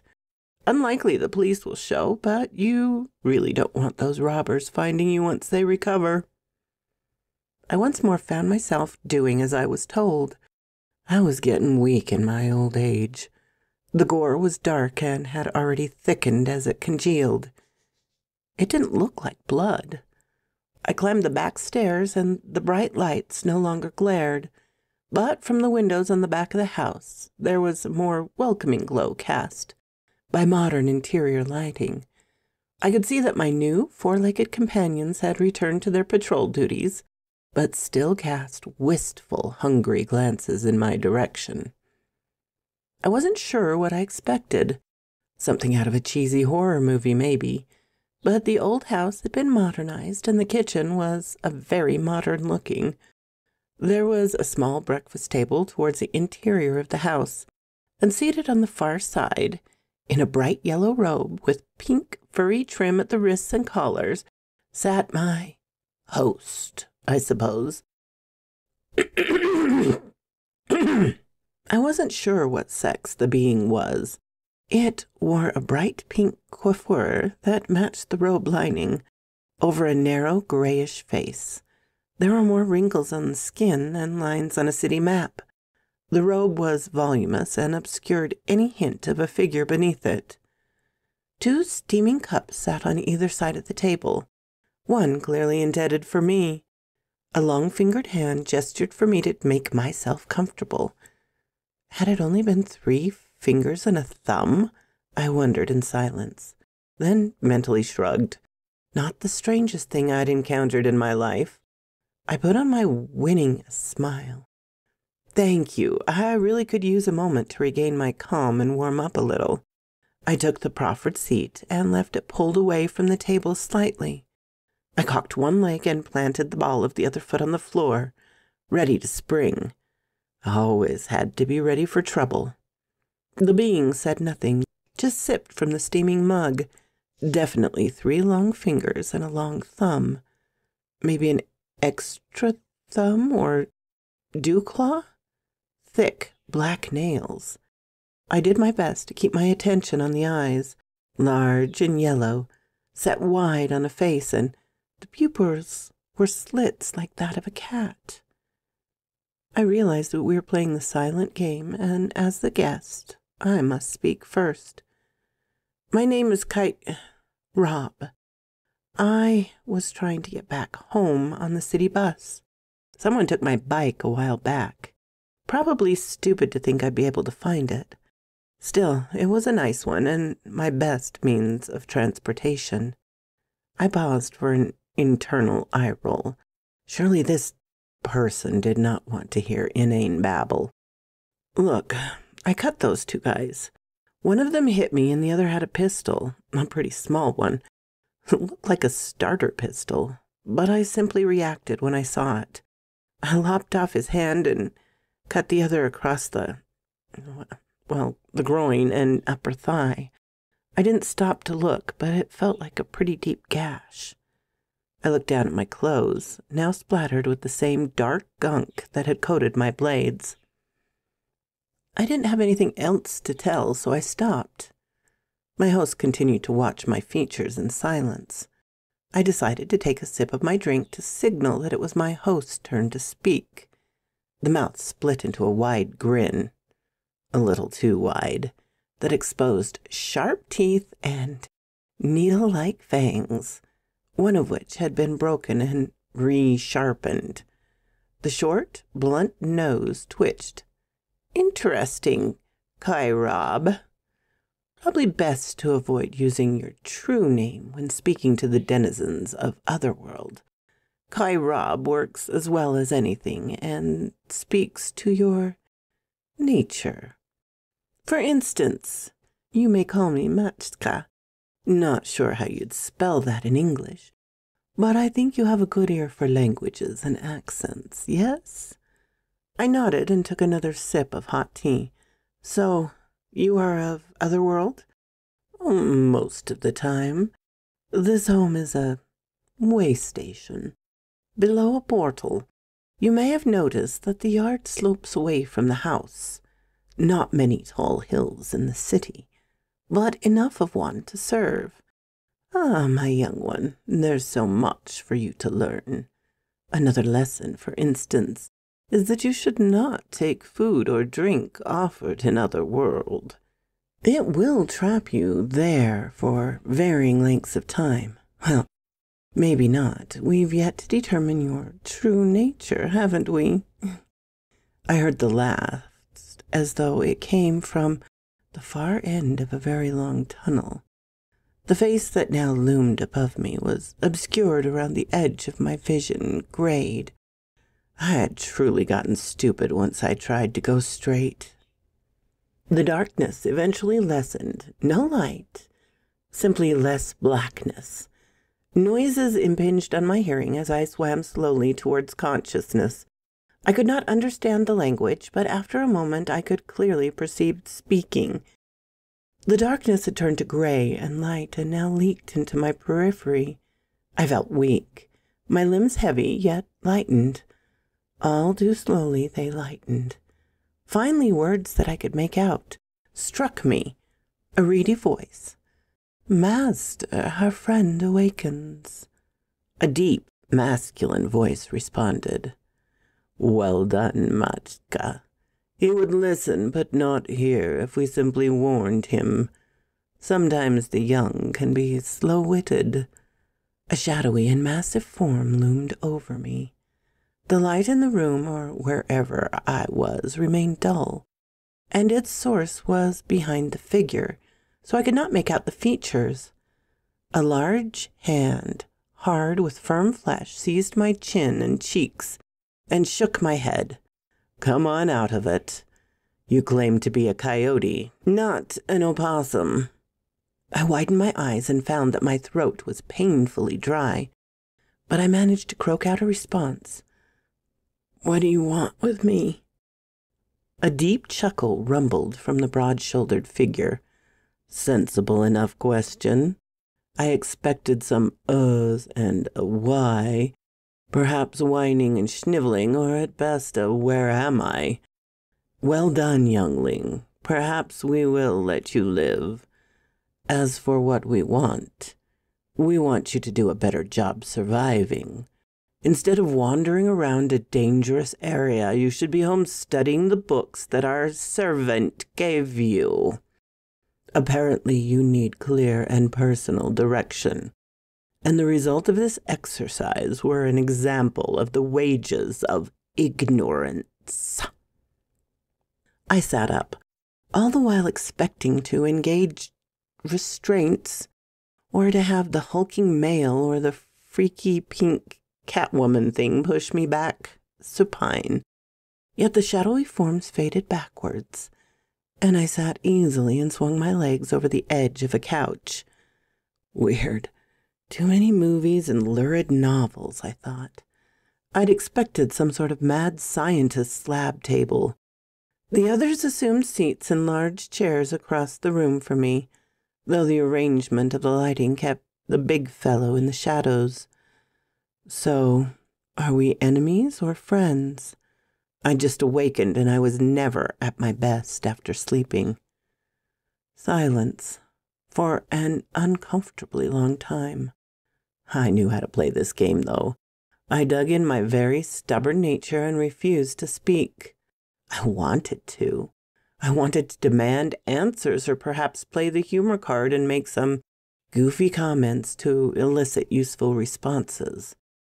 But instead, I clamped down on my impulse and instead used the quiet time to reflect on my situation and to study my potential foes. I found that I had not been disarmed. Foolish if they were enemies, even if they didn't consider me a serious threat. They should have taken no chances. I was still alive and, as far as I could tell, unharmed. Another point for non-enemies. I'd been drugged and dragged into this room and threatened. A mark in the enemies column.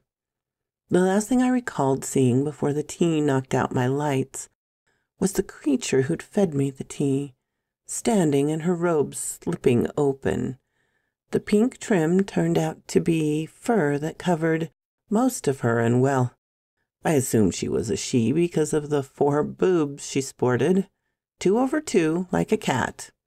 Now she sat in one of the chairs, sans robe, her feet tucked beneath her wrong-way jointed legs and tail wrapped around the feet. Her features were still inscrutable. Definitely a cat-ish being. She stared. No curiosity, no emotion. Just stared with those big golden orbs with the vertical slit pupils. The big man, who knew what these other world types, sat, his fingers steepled as far as I could tell, just stared with eyes. It had finally registered what was so odd about him. The eyes glowed a deep blue, a similar hue to my own, but with an inner light. They flashed brightly for the briefest moment, and then dimmed back to normal orbs. Better than expected. You assumed and used the silence rather than attempt to lie, bluster, or babble your way to answers. Perhaps you may get a few. We are neither friend nor foe at this juncture. You are not a captive, if that's what you fear. You may leave at any time. Yet, if you remain for a short while, we will speak. In our doing so, you will find answers. Perhaps they will be useful, even life-preserving, or perhaps they will distress you. Make your choice. I sat still and once again turned my thoughts inward. Leaving would be dumb. Outside of the dimly lit parlor or salon or whatever you call the room, everything was dark. That Stygian gloom I'd learned to fear and loathe. Any kind of monster could be lurking. And this could all be some silly game that these beings played for their own deviant purposes. In the end, I felt that he wanted to talk, to answer some questions, to guide me maybe, as Mr. G had in the end been unable to do. I'd like to speak, but may I please have something to drink? Preferably unadulterated. Machka slowly unfolded from her perch and slinked her way into the darkness. She shortly returned with a sealed can of energy drink. I thanked her. It was cold and tasted too sweet and piquant all at once, but it would suffice. She resumed her perch on the chair and licked at her hands before she resumed her inscrutable stare. I really hope she doesn't start licking cat parts. I got off the stray thought. The big fellow had shifted. He placed his hands on the arms of the chair. The two with whom you fought this evening were chasers, not particularly bright beings, but tenacious to a fault. Before you ask, they were not members of the hunt. These are separate beings, usually entrepreneurs, scavengers from their betters. Pretty much any sentient is better, but in this case, they may have been set to purpose by another. You must learn to properly see the world as it is, rather than how you assume it to be. It takes some concentration, and initially, the realities of this realm and otherworld will overlap in a confusing manner. The mortal fools around us can be dangerous when we step into their world. However, you must learn that their petty lives are meaningless. We come here for our own purposes, to take their resources and to hone our skills against them, rather than hurt one another. The worlds are connected through portals, mostly below ground or underwater, since the mortal savages kill, burn, and or bury everything they consider a threat. His features soured as he spoke of the mortal savages of which I was a part. Or was I? There had to be a reason he spoke of us as separate. He continued, some simple rules for your survival. 1. Be hospitable to all, but be cautious when you accept hospitality. Consuming food or drink in otherworld may trap you, like it did tonight. 2.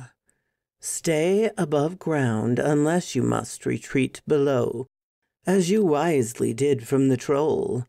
Nasty beasts. That encounter should encourage you to resume your martial skills practice. Perhaps add in a long-distance weapon.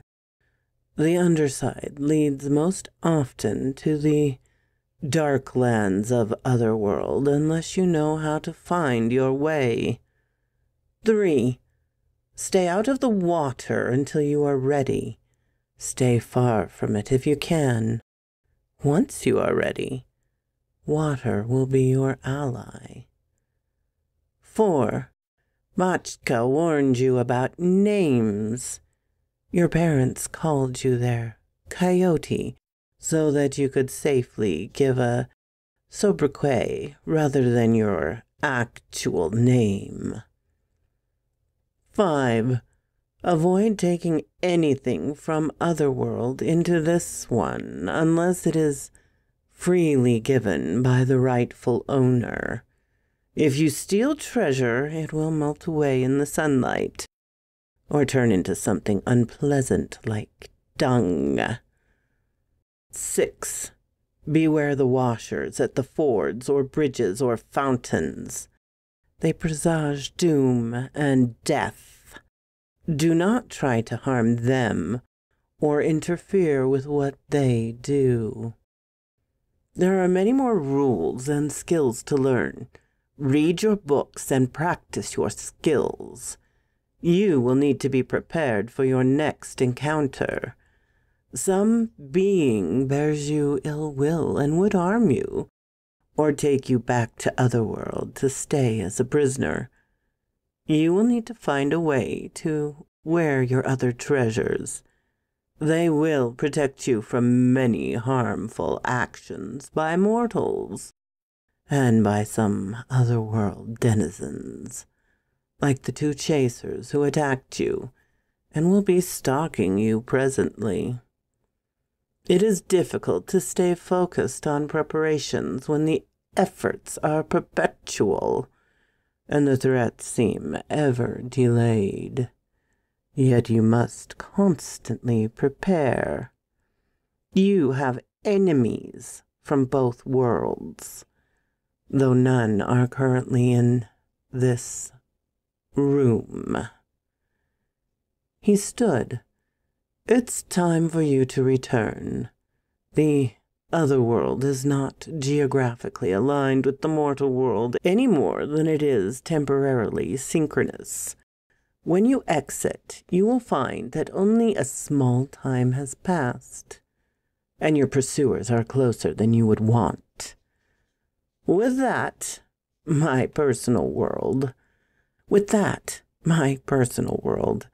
shifted, spun out of control for a moment, and then I was on the sidewalk outside of the fence, where I'd intended to go when I fled the bus stop. The house inside the fenced area was now completely dark. No dogs barked, and it looked rather abandoned, shabby, and with holes in the roof and a few broken window panes. A ruin rather than a nicely maintained older home I had visited. Foo bar. I wondered if the entire sequence of events had been a hallucination, something I'd often wondered in recent months. Then reality rushed to meet me as 2 figures that had been approaching down the sidewalk suddenly sprinted towards me with angry screeches. It was the 2 jackers, the chasers, one-handed scrambler and ballless cigarette guy who quickly fell behind in the charge, limping and hobbling. I quickly filled my hands with cold steel and faced them. The move surprised them. They had maybe expected another trick or for me to flee, but I faced them head on. I even managed to take a few steps in their direction. Forewarned is forearmed, I thought grimly, and gave silent thanks to my weird benefactors. One-handed scrambler very courteously scrambled right up onto the big blade. As it slit into his soft, ice-cold innards, I quickly drew the sharp little claw across his throat. Otherworld creeper not. That should do it for him, I decided. As I pushed his limp and no longer screeching form to the ground, he'd been prepared to attack, but forgotten he was missing a hand. Not bright. Ballless cigarette guy arrived and had every reason to be pissed, though his injuries may have given him some problems with that function. He stopped and squared off, angrily hissing at the body of his partner that I had casually discarded in front of him to block his way. He was stupid but agile enough and managed to avoid tripping as he stepped over his friend, to follow my feint as I stepped backwards and assume an expression of terror. I stepped forward again and caught him mid-stride. I pushed him so that this time he did indeed trip over his counterpart, and again sliced open his thighs with the longer blade and rammed the point of the short claw into his guts. Where I left it once, he was sprawled on his back. Still hissing and screeching at me, I maintained my grip on the little blade and felt the coldness seep upward from the inside of him. There was some slowly seeping ichor that oozed from his wounds rather than spraying as would proper blood. I still had stains from it on my jacket. "Who sent you?" I asked over his wails of pain and fear.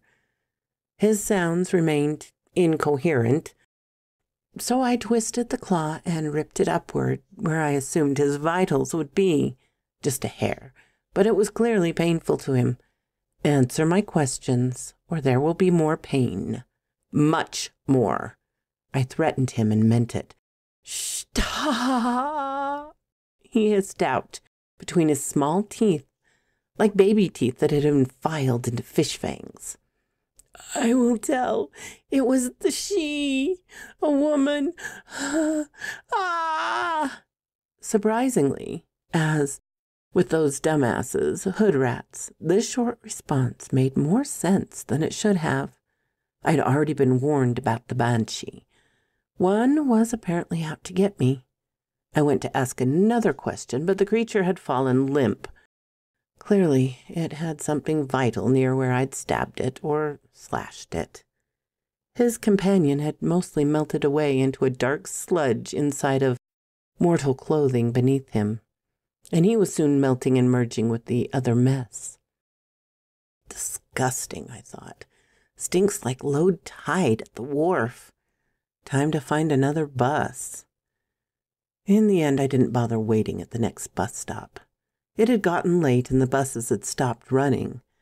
As I passed one and took a rueful glance, I noticed that it was near the bridge over the main bayou that ran through the city. A long bridge. I worried that the troll may have changed neighborhoods or had a relative. A larger relative who dwelled under this span. It was well lit. I waited for the light to dim and herd me towards a violent end. But they continued glowing, their urine-hued glow accompanying me to the apex of the bridge. I slowed and looked down at the water, and instinctively clutched at the hilt of my big blade. I saw nothing but heard a surprisingly sweet melody chanted from below, like a camp for those with no better options. Yet the tune was haunting and the voice exquisite. It was accompanied by splashes and the sound of material rubbing against a hard, rough surface, then being slapped against the surface. I couldn't make myself look. I hunched my shoulders, stuffed my hands into my pockets, and stepped forward at a quickened pace. Unfortunately, we cannot outpace fate. The keening wail raked my nerves as a pitiless rider rakes his spurs on a worn mount. I reacted as the horse would. I ran. I soon had to slow in my panic. I'd forgotten to breathe for running, and my lungs and diaphragm now pulled raggedly at the thick air of the urban jungle. I slowed to a walk. It was silly to run from mere waves of sound, no matter how awful they made me feel. I'd made it across the water. For some reason, that was a comfort to my disjointed thoughts. It had been a long, weird evening and night. I discovered that 2 of my friends were dead. Not dear to me, but 2 of the few I respected in the old hood. I was on high alert the rest of the way home. I hadn't seen the washer at the ford, or bridge in this case, so I was not likely doomed at present, but someone was. The sound had come from close by, so probably someone close. Sadly, I was right. I felt an even deeper sorrow fall over me as I approached the neighborhood on the edge of the urban blight. When I saw the flashing lights and heard the wail of sirens, a sound almost as forlorn as that of the washers. I jogged forward, despite the weariness in my body and soul. These people were as close to me as any living. There were police vehicles and a couple of ambulances. I craned my neck and searched around through the mass of people in the scene, but I could not locate the Hearns. I knew that it would be better to face the music now and hopefully get some answers. Though my instincts developed over the past several years screamed at me to avoid the po-po, I used what I had learned among the nasties of humanity to decipher which officer was in charge. A direct appeal would reduce the amount of time and hassle I'd face and ensure that I had to tell my story only once. That would make it easier should any lies or misdirection be required. "Good evening, Lieutenant," I greeted the harried-looking, middle-aged woman with the blade of a face, not ugly, just sharp features. "My name is Robert McIntyre.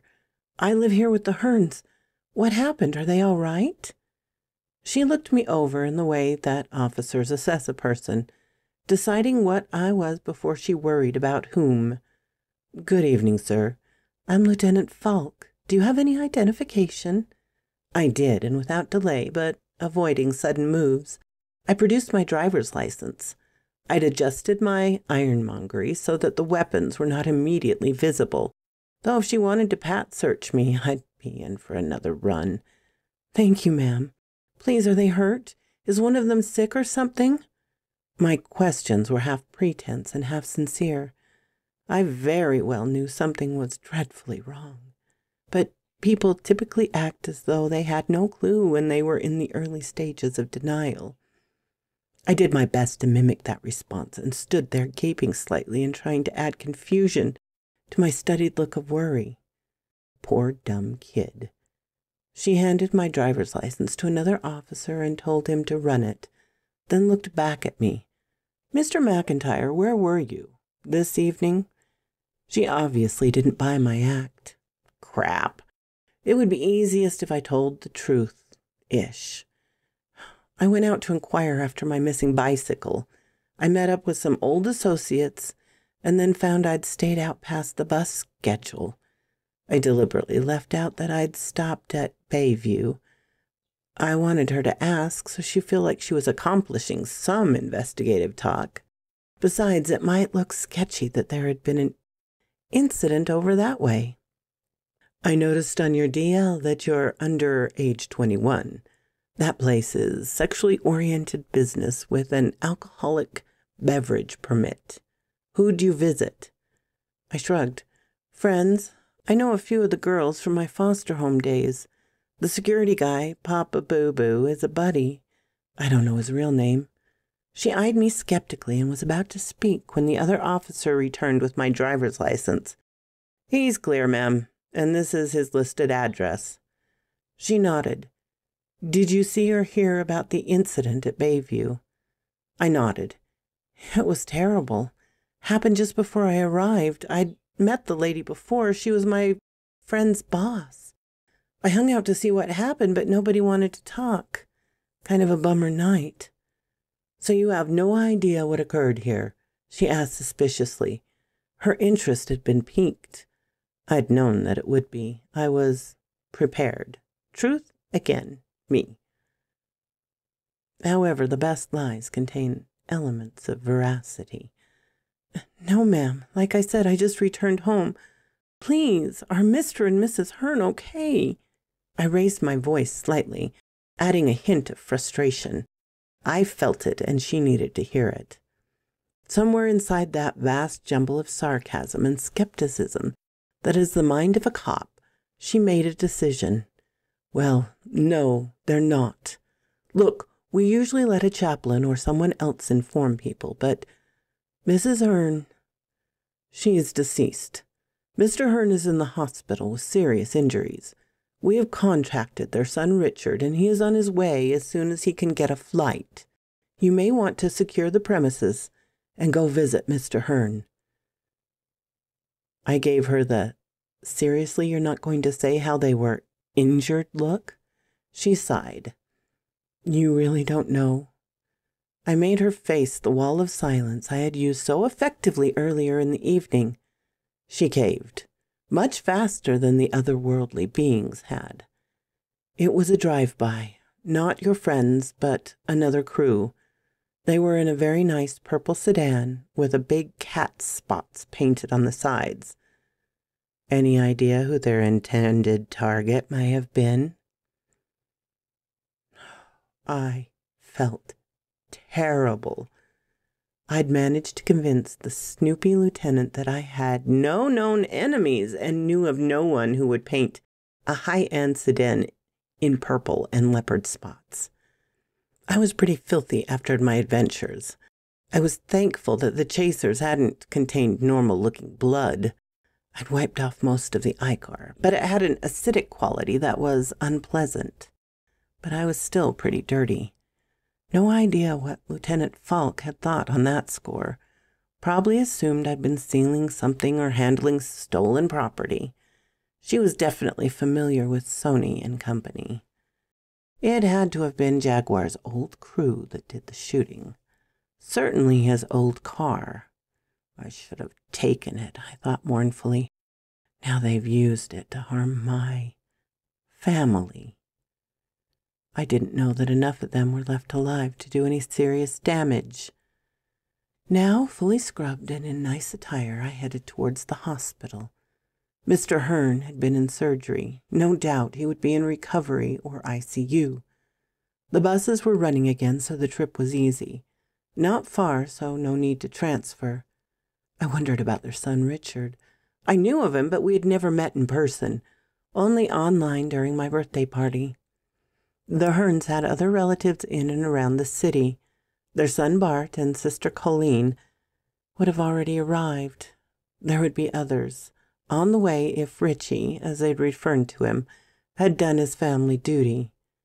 He lived on the far left coast up near SeaTac, where he programmed algorithms, so it would take him a while to arrive. During the trip, I mostly worried about how the gang turds had found me. Someone had to have either surreptitiously tailed me or had done some stellar homework. I didn't think anyone had snitched, after all. No one in the hood discussed where they lived unless they were in a personal relationship.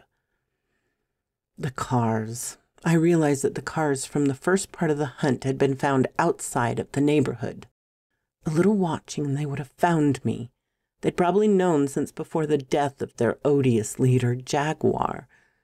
They'd been busy murdering one another for control ever since and hadn't had time to focus on revenge. Likely they had a new leader and were once more organized. Killing me would send a strong message about the ruthlessness of their new leader, whoever it was. Definitely someone from a different crew. Jaguar's bunch preferred torture, would have known better than to attack the burbs, even the seedy part where the Hearns' little home resided. Mr. Hearn was in ICU. I was able to peek in on him for a moment, accompanied by Bart. Colleen was busy making funeral arrangements for their mother. My eyes actually teared at the thought. Despite my hard-hearted nature, the mister looked terrible. They'd removed his spleen and he had some pretty bad injuries. The medical staff would provide only non-committal answers. Too many lawsuits have ensured that they would not speculate. Yet they were humans and easy to read. The old man was in bad shape. His cousin and her husband arrived shortly after I did. We pretended to know one another better than we did and chatted nervously and constantly returned to the subject of Miss Molly. Poor lady. She'd been so sweet to die so violently, so senselessly. It was disturbing. The tragedy hadn't fully taken hold of my senses, yet I already missed her. Mrs. Gosling arrived that afternoon, weeping piteously after her own recent loss. Sorsha was with her, but she seemed withdrawn, less energetic than I recalled. She hung her head with her wild hair draping her features, but I thought I caught just a hint of a grin. Odd, but then to be honest, hot or not, she was a little weird. Our reunion was interrupted by the arrival of Richard and his girlfriend, Siobhan, a stunning creature who, after being introduced, spoke with each family member and friend present and seemed to say exactly what each person needed to hear. She spent more time huddled with Miss Ellie than anyone else. She gave me a strange look, but afterwards ignored me. No comfort for the outsider. Richard was nice enough, and we pretended to have heard everything about one another. I had no idea how much the Hearns had shared with his eldest. I gave as few details as possible, while still remaining polite. It was a long day and evening. More and more people arrived. I was long past my comfort level with new acquaintances. Still, I hung in until visiting hours were complete. I excused myself to Bart, Colleen, and Richard. They were each staying at the hotel across the street since the father's condition was so grave. Mrs. Gosling and Sorcia had left earlier. They'd perhaps been even more uncomfortable than even I had.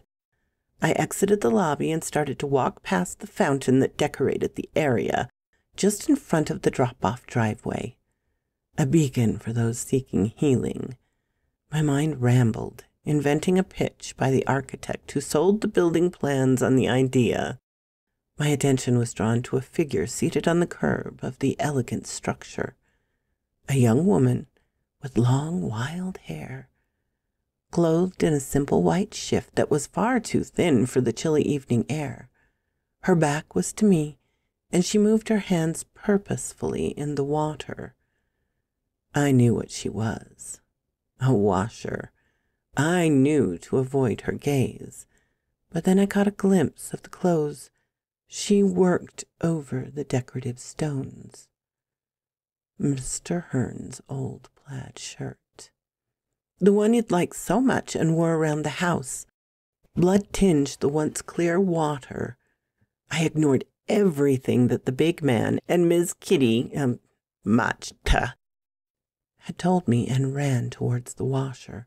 I had to stop her before she admitted that awful keening wail, before she announced the death of Mr. Hearn. "Stop! Not him!" I cried out in fear for someone else's life, a rarity for me. I saw her chin drop, her shoulders slump, and then begin to shake, almost like she was laughing. But her chin rose precipitously, and her shoulders and head thrown back. She issued the scream of the banshee. The keen that meant doom, that the Norns had cut the life string of another. The fates had changed the pattern. It was so close to where my friend lay at death's door. The old tyrant's blade, however, hovered over him. The keening wail cut through the night air and sent shards of pain through my very being. I was incapable of even crying out further protest. I stumbled to a halt and knew that it was over. If Mr. Hearn was not already gone, he soon would be. The figure hung her head again and drew in the items she'd been washing. As they lifted, the water that dripped from them was clean, but that in the pool at the fountain was tinged with crimson clouds. She wrung out the clothing and placed it in a small basket at her feet, then rose. She never turned to face me, and I belatedly recalled the warning that I should not look at her or allow her to look at me. Yet I could not let this pass. She'd been haunting me for some time and forcing me to stand by helplessly while my friends died. I could not allow this to continue. She walked towards a hedge that separated the fountain from the parking lot spaces just beyond. I found my voice and choked out angrily, "Stop! Stop now, or I will kill you where you stand!" She stopped. Her shoulders slumped for a moment, then rose to a proud, erect posture. When she turned, she did so defiantly, proudly. As her face came into view, I was at once shocked and yet not. After all, Sorcia was a strange girl. She offered me an imperious smile. Coyote, you know so little. Once the keening is sent, the doom is sealed. There is no escape. Now that you have forced me to show my face, it will only be a matter of time before you find me washing the blood from your own clothes. I stood listening and thinking, this could not be right. The Banshee were otherworldly. Sorsha was a mortal of this realm. How could she be a washer? Mr. Gosling would have warned me, wouldn't he? Mrs. Gosling never gave a hint, only that Big Cat was a clue that she was anything other than a mortal girl. You are not of the She, Sorsha. I know your parents were mortal. You cannot be of other worlds, so you cannot be a washer. She gave a tinkling laugh. She truly was a lovely young woman, at least physically, though she now walked a little stiffly and with less sway. As I said, you know so little, Coyote. With that, she turned and walked through the hedge. I stepped closer, but could see there was no opening in the vegetation. Yet she was gone. I ran back inside the hospital. I had to see if there was anything I could do. I at least wanted to be there for him. When I arrived back in the ICU wing, I saw Bart, Colleen, and Richard seated in the family lounge. Siobhan was absent, but I didn't really care. I wanted to see the family, the blood kin. I was greeted by tired, grief-stricken faces, but no fresh tears of misery decorated the three countenances. Suddenly I felt like an idiot. I'd just run all the way back to the lounge, fully expecting disaster, only to find the three sitting as calmly as they could, quietly discussing plans for their mother's services. I didn't know what to say, but Bart saved me. "Hey, Rob, you forgot something." And with that he held out my jacket, which I had indeed forgot. Yeah, thanks, Bart. I know it's only been a few minutes, but any change?" I was still feeling out of sorts, expecting a doctor to pass through the doors and deliver a death notice at any moment. Again Bart took the lead. "No, he's stable, but we just have to wait. Dad's strong. He has a good chance of pulling through. Making it through tonight will be the test." I nodded, thanked him, and again said my farewells. I agreed that if he made it through the night, then he would be fine. It will have been some other party who perished. But whom? There was no one closer to me than the Hearns or the Goslings, and I barely knew the Goslings. I decided to go home and get the rest of my things. I had the feeling that the situation was about to get much worse, and it was already bad. I still didn't know what the diadem did, but I did have a nice hat that I only wore on occasion, a black bowler I'd found in a second-hand shop in the hood. It stood out, and I didn't usually like to draw attention, so I donned it only rarely. However, the diadem fit perfectly inside the sweatband, so that it was out of sight, but still on my head. The torque I simply put around my neck. My collar covered most of it, but it didn't matter, since it looked pretty good and beat wearing a tie. It was still fairly early in the evening for the city. I put on my raincoat over my nice clothes. It was pretty nice. I'd gotten it at an outlet for a high-end haberdashery, and the weather looked like it might turn wet. For some reason, I felt like dressing well, and until recently, I'd had the income to do so. I filched Mr. Hearn's keys and borrowed the car. I made my way out of the Goslings' home. I was still fairly new to driving. I'd been taught. I passed my test, and then I'd gone back to my bicycle.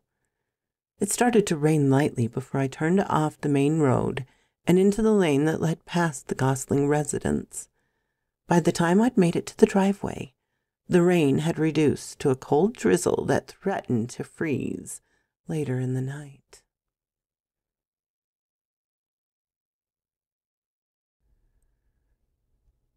Urban Fae, Banshee in the City, Part 4, by BearLair64. I made my way up to the front door. The porch lights were on, and there were some dim lights inside that glowed merrily out into the gloom of night. I had noted that there was only one car under the carport. Unlikely that both the ladies would be present. As I reached up to knock, I heard a loud thump behind me and whirled to see the big black cat with the white splotches on his chest. He stared up at me with his inscrutable feline gaze, green eyes burning into me, perhaps with a message. I shook off the feeling and turned back to knock, when I heard the interior lock disengage and the door opened. Sorcia, coppery locks wild as ever, stood in the doorway and looked at me, puzzled. "Rob, what are you doing here?" Her surprise would have been warranted had I made a routine call on her without phoning or texting ahead. Yet I knew she was a fake, a liar. "Are you seriously going to pretend you don't know?" I asked in a polite enough but slightly menacing tone. She shook her head, her eyes sparkling wide with curiosity, and lips parted in stupefied wonder. We stood looking at one another, neither quite sure what to say. I saw that she now wore a sweater, some loose flannel pants in purple plaid, and slipper socks with a university logo. The silence had begun to grow towards an uncomfortable tableau when the big cat growled loudly from deep within its chest and broke the spell. Sorcia looked down at her pet. "Tom, be polite to our guest. You know we must." I shook my head. The oddness of the situation had me off balance. "I thought his name was Tim," I said stupidly, changing the subject rather than forcing a challenge at the moment. She frowned, and a tear threatened to leak from her emerald orb. "Poor Tim. The night of the memorial service for Dad. I found him the next day. Then Tom here appeared, just like in the story. Though I buried Tim, rather wait, for the 6 cat pallbearers." I had looked up the story on my phone during one of my bus rides since she mentioned it, the last time I'd visited her home. It was short and a little silly. It involved talking cats that bore a casket, and told a man to tell his cat that Tim Tildrum is dead. He did, and his cat Tom proclaimed, "If Tim Tildrum is dead, then I'm the king of the cats." It was an old story, a kid's fairy tale. I shook my head in disbelief.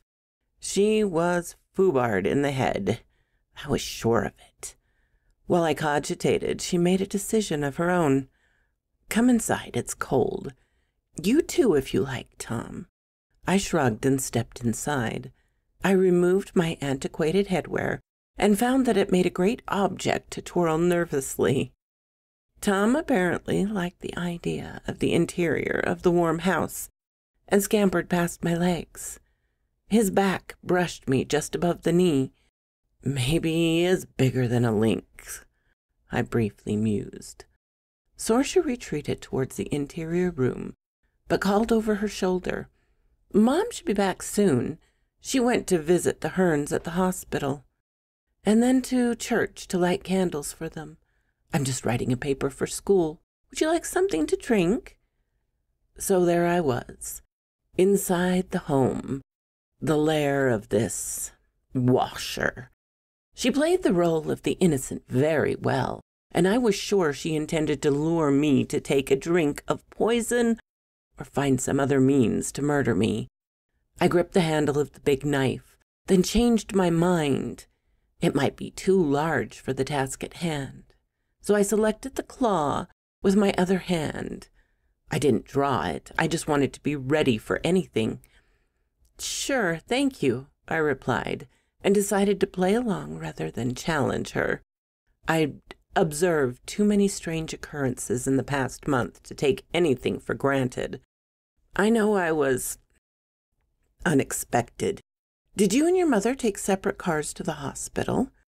She paused at the kitchen and had begun to dig in the refrigerator, but stopped and looked up at my inquiry. What do you mean? Mom went alone.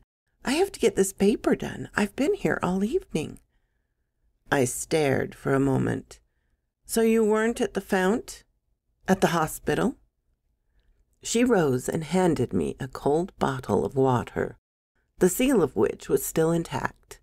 I took it, and she beckoned me to the small breakfast table. It was so similar to my meeting with Makta that I became instantly suspicious. I waited for her to sit before I did.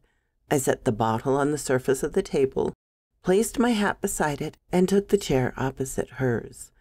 Look, Sorsha, I know it was you, washing Mr. Hearn's old shirt. You walked into the hedges and sort of faded.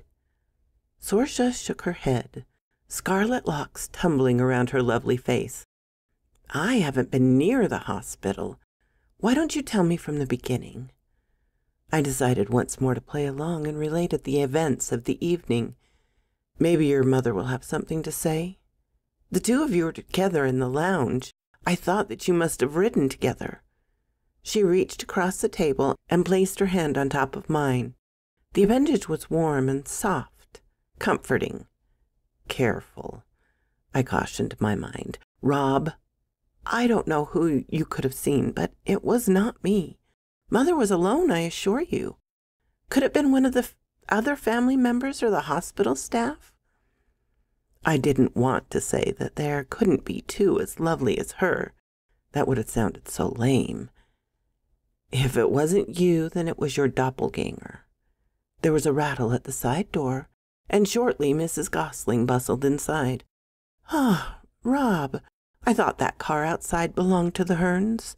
We really didn't expect you this evening with all that's happened. Her eyes misted as she spoke. She was a woman who showed her emotions easily. I rose and clutched at my hat. Good evening, Miss Ellie. I didn't mean to surprise you. I just wanted to catch up with Sorsha for a moment since we didn't get to visit at the hospital. Mrs. Gosling smiled. I see. Well, I should have told you that she couldn't come. Her paper will be overdue, and she doesn't like going to church with me. Sorsha gave me an I told you so look, while Mrs. Gosling continued her bustle on into her home. I sat down again. I'm sure I looked puzzled. Sorsha picked up my water, cracked the seal, and handed it to me. So whom did you think was at the fountain? The washer? I thought hard about that question. I could think of only one person who appeared to have otherworldly or fey qualities. It may have been Siobhan. I don't know her, but there's something about her. She wasn't there when I returned to the lounge. She could have been somewhere, maybe even back at their hotel room resting. Not sure. Sorsha simply stared at me as inscrutable as had the cat. Anyone else? Maybe someone you've seen or known in another capacity? She pointed to my hat. Were you wearing the leather diadem? I shook my head and sank once more into my reverie. The only other person I can think of is dead, killed by an otherworldly creature. I only picked up the hat tonight, so I haven't been wearing the diadem. Not really my style. Sorsha shook her head in mild frustration. My dad died to get those gifts to you. You should have found a way to wear them. Have you even looked into what each one does? It was my turn for a head shake. I felt stupid. It wasn't like me to avoid reading and research, but I'd wanted action. I knew she'd never understand, so I equivocated. I haven't delved into the material. I needed to take care of something first, and in doing that, I discovered that I have regular world freaks out there to get me as well as otherworlders? Fae? Anyway, I won't set it aside any longer. I like to read and study, just a matter of finding the time. She eyed me dubiously. All right. Well, I'll get you started. Dad found duplicates or made copies of what he gave you, He must have known or at least suspected that you'd need help. The diadem helps you pierce through glamours, illusions cast by the Fae. It's the way they disguise themselves, especially when they travel in the mortal realm. You can learn to see on your own, at least with creatures and beings who wear glamours the way we wear clothes. But the diadem will help you see past the most powerful of glamours cast by higher beings. A caution, it doesn't work for glamours cast by beings who have that ability as part of their nature. Now, what about the belt? Is that in your style catalog? She asked with more than a hint of condescension. I was getting a little frustrated at her tone, since I was the one who came here to question her, but I'd come to feel that she was trying to help. Besides the hat face. Yes, I've been wearing it under my shirt. I lifted, said a barrel, and peeled down my pants just a bit to display the hairy fashion faux pas. Any idea what it does? Sorsha nodded in mild approval, the opposite of her earlier expression. It helps you cast a glamour. You may eventually learn to cast them on your own, but that one is your default. With just a little concentration, it will immediately shift your appearance.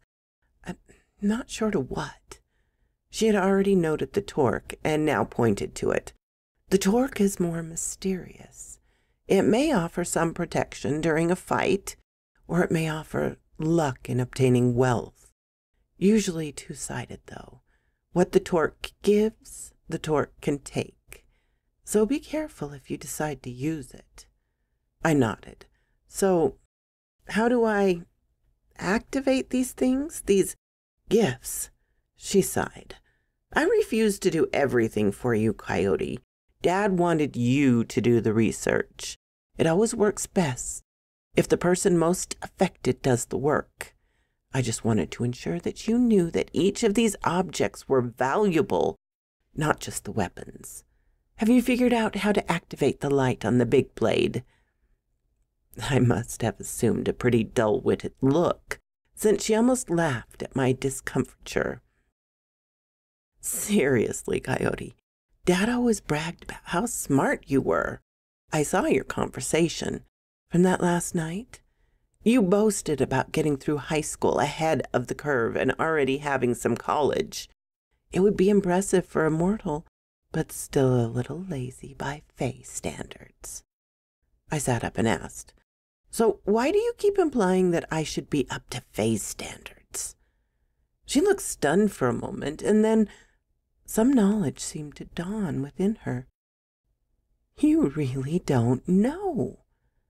No one ever told you, and you have not inferred it through your adventures? I gave her the blank talk to me stare. Coyote, Rob, you are of otherworld, as were your parents. She let me absorb it for a moment, then placed her hand, that oh so lovely hand, over mine. I could tell she was finally ready to give me a break. I'm sorry, Rob. I didn't think about it. Your parents would have held off telling you for as long as possible. Dad knew. I think he wanted to tell you in person. Not sure why, but he told me the morning before he died. Caught me reading one of the duplicates of your books. I wouldn't have taken him seriously, but we can discuss why I did later. Do you want to hear it, or wait to see if Dad included the story in his notes to you? She didn't wait for my answer. She could read me at least as well as she'd read the books. It's a short tale, don't worry. There are likely details that you want to know, but this is what I have. Her eyes rolled back for a moment, as if to access a memory as clearly as possible. Then those emerald orbs flashed into mine, penetrated my wretched brain. Your mother was a washer. She was assigned clothing and armor to wash for Fae warriors as a warning of their impending death. She would often keen for them as well as for their companions. pardon the pun, but the waters get muddier. Your father was a war band leader. They were already married when her cruel mistress gave her your father's clothes to wash. Some say she meant only to allow your mother the honor and to give her time to prepare herself for the loss. Others that she was a cruel being and wanted your mother to suffer. In any case, your mother hid the clothes and convinced your father to accompany her to this world. Some called it Mundania. Her mistress must have eventually tracked, or more likely had them tracked, where they died. You were born here, so until recently, the Fae did not know of you. It was Mr. Hearn's choice that brought out who you really are. She paused to let me absorb what she'd said so far. I couldn't. Not really. I had a vision of who my parents were, and she'd just shattered that. I turned to a different question. Mr. G? She smiled. My family has some Fae ancestry. In fact, Dad's father was a being who liked to seduce mortal women. In Otherworld, he served in your father's war band. He eventually abandoned my grandmother. The Fae take many forms and tend to have short attention spans when they visit this realm. It was quite a scandal, but her family sheltered her. Mom's Fae ancestor was further back and was a female. Her mortal husband broke a gaze, and she had to leave him for Otherworld, never to return. Anyway, when their bloodlines crossed, one of their children was bound to inherit the Fae genes. That's why you find me so irresistible. I was a little surprised at her last comment, but I had to face it. She was right. I took a chance and turned my hand, the one that was covered in the soft warmth of her own, upward, so that I clasped her fingers in mine. She gave a gentle squeeze, so I felt the need to continue the conversation. I've read about gays. They're kind of like a curse, a prohibition or an obligation that if broken or not met means an or else, a nasty consequence. She nodded and smiled in approval. Right then I determined that I'd do plenty to elicit that smile. Okay, enough mush. It was getting late, and Ms. Ellie made a return appearance, now dressed in a robe with her hair in curlers that clearly hinted that it was time for guests to leave without saying it in so many words. Sorsha and I exchanged good-night courtesies, and I stalked out into the cold and dark, Tom having fled ahead of me as soon as the door opened enough for him to squeeze past my legs. He quickly disappeared into the darkness that matched his fur. I fished out the car keys before I made it to the little sedan, and I kept close watch on the enveloping darkness. An exterior light illuminated my path, a straight line to the driver door. I knew that to follow the light was sometimes safe and sometimes a guide to one's doom. Then a twinkle at my periphery caught my attention, and I turned to see a soft blue glow. Out in the yard, outside the pools of light cast by the electronic lights of the house. It was an amorphous blob, almost an orb, but hazy around the edges. It emitted a barely audible hum, a pleasant sound, downright mesmerizing at the volume increase and the complexity of the melody arose. The light danced and bobbed and started to move away from me, out into the night, towards the lake. I followed, drawn by the beauty of the music and lured by the thought of the welcoming light. A loud hiss and meow broke the spell, and I returned to my senses to find Tom sitting at my feet and glaring into the darkness where the light had danced. I had on my hat and the diadem, so there hadn't been a glamour, at least if what Sorsha had told me was accurate. Yet there had been Something, perhaps a natural illusion? I shook my head and decided it was time to head home, to the Hearn home. Thank you, Tom. Unless you need something, I'll be getting along home. Oddly, I did not think it was so silly to address the cat as though he would understand me. Somehow I knew that he did. He gave me a dismissive glance and blink of the eyes that I interpreted as, "You may go." So I did. My mind raced, but I kept the car at or below the speed limit and drove cautiously. I didn't feel like getting harassed by Johnny Law. As I neared the Hearns' house, I saw a telltale yellow-orange glow, topped by a billowing black column that rose to meet the dingy glow in the night sky, cast by the city lights below. Sparks from a house fire, rather than stars twinkling in the sky. My heart lurched and then plummeted to my feet. I instantly felt heavy, and my breath grew short as once more I saw my home go up in flames. The fire department was on the scene, and since the house was small, they quickly had the blaze under control. Lucky me, I got to speak with Lieutenant Falk while the firefighters cleared the scene. "So, Mr. McIntyre, where were you tonight when things got interesting?" I was experiencing what I knew to be the feeling of having my heart wrenched. It seemed I had learned so much about normal human behavior in the past few months.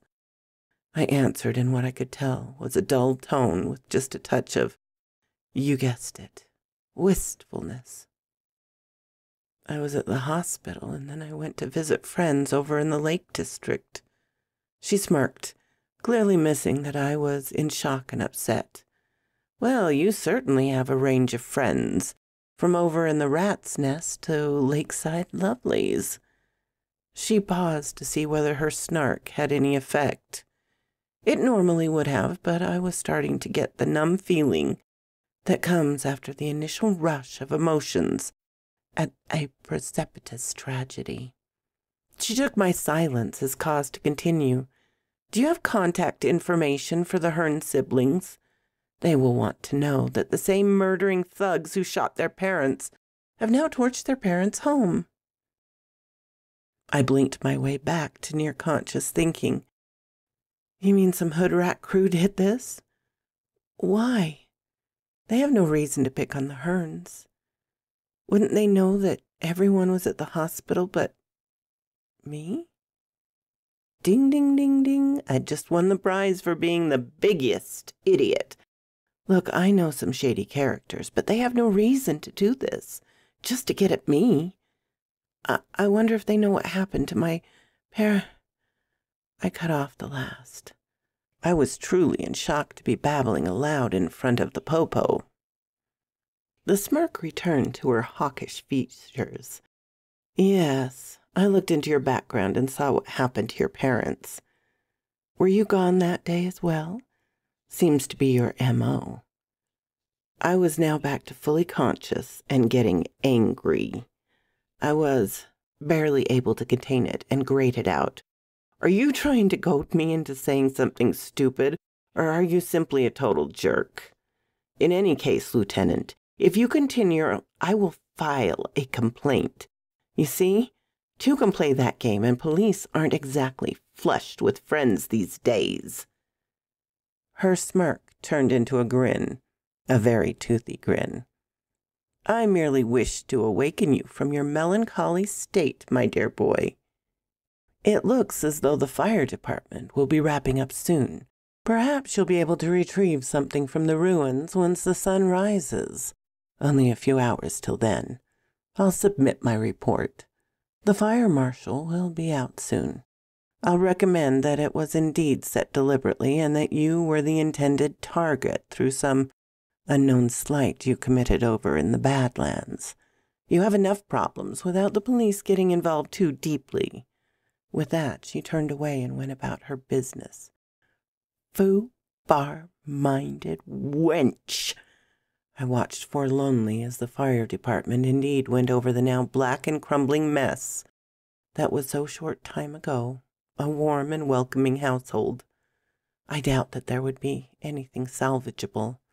I was glad that I'd taken my treasures, but the books had to be destroyed. So I thought, as the early morning light, I picked through the scarce remains of the wood-framed house. I found what had been my room and the bits and pieces that had been the dresser, the one with clean underwear and socks. Well, there, with the crumbling char and ash covering most of its now gleaming surface, rested the case. It had impossibly made it through the conflagration. While everything else cooked and melted, the little case had sloughed off its plain exterior to reveal a shining surface that looked healthier than it had before the blaze. Surprisingly, the contents were intact. All the books and notes Mr. G had prepared were in place. I called Bart and let him know what had happened. He was naturally upset, and he and Colleen came over in less than an hour. I passed on what Lieutenant Falk had said about it being the same crew that had shot up the place the previous night, and I confessed that they were likely after me for unknown reasons. I had apparently transgressed some gang taboo. They were both too shocked to say much. I helped them search the ruins and salvage a few pieces and mementos. The fire had been pretty complete in its destruction. They agreed to let me use the car until they figured out what to do. No, there had been no change in the mister yet. He had made it to the morning, and the doctor seemed to agree that he would soon turn a corner in his recovery. I asked if I could stay with them in the family lodge at the hospital. I'd have to first go get some fresh clothes, but I suddenly felt the need to protect Mr. Hearn. He was, after all, the Hearn. He had enemies that were far more deadly than mere mortal gang turds. As the son of a war leader, it was my duty to protect him. I never thought I'd feel a sense of duty. I really had been corrupted by my experiences. Bart and Colleen headed out to their own homes to take care of various domestic tasks, and I determined to head towards the outlet mall on the other side of downtown.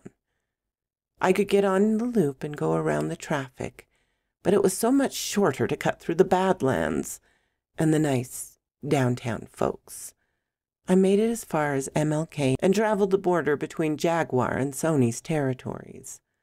I couldn't imagine that anyone would recognize the car unless they'd followed me. As that thought crossed my mind, I slowed to stop at a red light. A golden-colored SUV with reptilian scales painted in realistic 3D rolled up beside me, and the darkly tinted windows began to roll down into the doors on my side of the vehicle.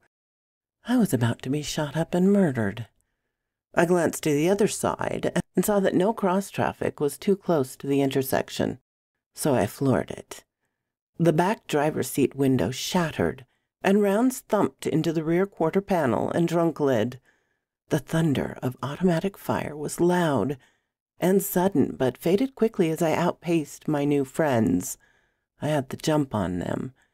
They had to wait for the cross-traffic I'd avoided to clear before they pursued me, and I had a chance to accelerate the pitiful 4-cylinder engine halfway down the next block before their 8 cylinders roared in triumph and reached my side of the intersection. The light ahead turned yellow, but I already spied my new route.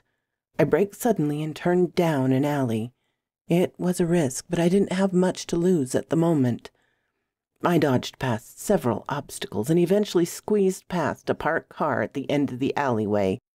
It opened onto a one-way street in the direction opposite that I'd been going, so I crossed onto the alleyway on the far side.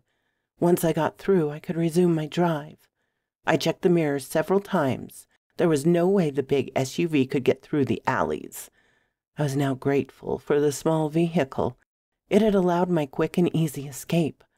I turned onto the next avenue that allowed me to travel in the direction I desired as I rolled through the light at the next intersection. I passed them. They sat patiently and watched me cross in front of them. "Foobar!" I shouted. They anticipated my move, or at least thought to go in the same direction and hope for it. The new crew leader must recruit smarter thugs than had Jaguar, though his taste in vehicle paint jobs was similar. So, still a tasteless turd. Once more they pulled in behind me and accelerated. I made it through the next 2 traffic lights, the poor engine getting hot with the strain I put on it. The ugly Golden Snake SUV stayed inches from my bumper the entire time. We were in the outer parts of downtown. The lights would soon become less forgiving. As we approached the bridge and acted as the border in my mind, I concluded that there was only one hope. I slammed on my brakes and let them hit me. They were bigger, but the little Hernmobile was already ruined, so might as well go for it. I pressed on the brakes, and fortunately they applied their own, so that soon we came to a stop. Had they thought to accelerate, they could have shoved me off the bridge. I held my hand on the seatbelt release before the screeching, smoking tires halted their skid. I opened the door, dove out, and scrambled to the rail of the bridge. I didn't have time to look before I leaped, since 2 large and heavily armed goons stepped out just a split second behind me. I was airborne even as they started firing. I felt the lurch in my chest at the absence of a platform on which gravity might work. My pulse roared in my ears as I plummeted about 20 feet and landed in the water. I dove and swam as hard as I could upstream to get under the bridge. The water was too murky and polluted to open my eyes for more than brief glimpses, mostly involuntary. I saw the trails of projectiles as they struck the surface and plunged around me. I felt a burn as one brushed my left calf. Not bad. It still seemed to work. But with what horrors would my bloodstream be attacked in this filthy environment? My mind, as usual, was a little distracted under pressure. I felt the tightness in my chest that signaled the need for oxygen. I set my feet in the muddy bottom and stood. I blinked open my eyes and saw that I had made it under the bridge. I was temporarily safe, but in dire need of a place to flee. I heard the sounds of gunfires from both sides of the bridge and saw little splashes where the gangsters fired at random, like tiny depth charges, in hopes of finding me and making me a corpse. I looked in each direction, then saw my pathway and a beam of light that broke through the shadows cast by the low banks. A culvert, a big one like the last one that had nearly led to my demise. Better the foobar you know than the devil you don't, I thought ruefully. I could hear voices up on the bridge and sirens in the distance. The thugs argued whether to climb down and search for me or flee before the popo arrived. I made my dash for the dubious escape route of the culvert while they argued. I didn't run. That would have made too much noise. I almost made it without them noticing. One of them yelled at me, "That's right, water rat. We shot your house. Now we're gonna shoot you." The time he took shouting could have been better applied to taking aim. By the time they realized my destination, I'd reached it and plunged into the darkness of the city drain. I heard rounds strike all around where I'd been, and curses and shouts followed me. Maybe they'd been more lucky than bright in catching up to me. The sirens grew closer and the shouts ceased. I stayed where I was, hesitant to trespass further into the underground. Who knew where or when I'd emerge or what I might meet? I strained to hear what transpired on the bridge above. "Foobar," I hissed into the shadows. I just realized that I'd left the case and my bowler in the car. Just as well. I'd have lost them in the sinking river. I decided to reveal myself to the officials on the bridge and beg for sympathy and understanding when a hissing laugh sounded from within the sewer tunnel. It was a familiar sound and sent shivers through my spine. Yet this time I was armed. I drew my blades and peered into the murk. I could see the glowing eyes approaching, swaying slightly with the slithering of the body. Behind, either it was larger than I recalled or close. I realized in horror. My hands were wet with water and a little sweat, so I pushed the pommel of the fancy blade against my chest to help adjust my grip. The rubbing resulted in a flash. I tried it again, and after a few passes against my sternum, the pommel, shaped and carved like the true orb in the sky, lit with a silvery white glow like a celestial model. It was bright, like a truly full moon, and I could see the eyes pause, and the hand with long, sharp talons go up to protect them. I stepped forward and slashed at that arm. I felt the blade penetrate and flesh part. The creature shrieked in pain and fear. Then the light from the moon pommel touched the wound, and the being literally recoiled in agony. It would have been a good time to flee back into the morning light at the other end of the tunnel, but my blood was up, and I recalled the tracks at Mercedes' murder scene. I owed this monster, and I was going to slaughter her as she had killed my friend. I was sick and tired of people and beings trying to kill me. She struggled to back in the tunnel and attempted to turn. I stepped forward and struck the back of her head with the pommel. I had hoped to get her to face me and fight, but instead she coiled her body and hung her head. She raised her good arm defensively and hissed, "Mercy, my lord. I surrender." I was shocked enough that I paused. My arm quivered and raised to stab the long blade into her throat. I would not normally have hesitated, but a quality in her voice struck a nerve. I wondered briefly whether it was a mind trick, like a serpent's gaze that halted its prey. But she spoke again. "I am but a servant, my lord. I do what I wish until I'm giving a task. I'm compelled to obey. It's my nature and the curse of my kind. I bear you no ill will." I kept the blade in place, aimed and hovered over her now vulnerable gullet. "Who sent you?" I hissed out in turn. She groveled even more. "My lord, my master, I cannot reveal the name." She all but wept in fear. I had no pity. "Who all have you killed to hurt me?" "None, my lord. I was only meant to distract you, to keep you busy and grieving for your lostness."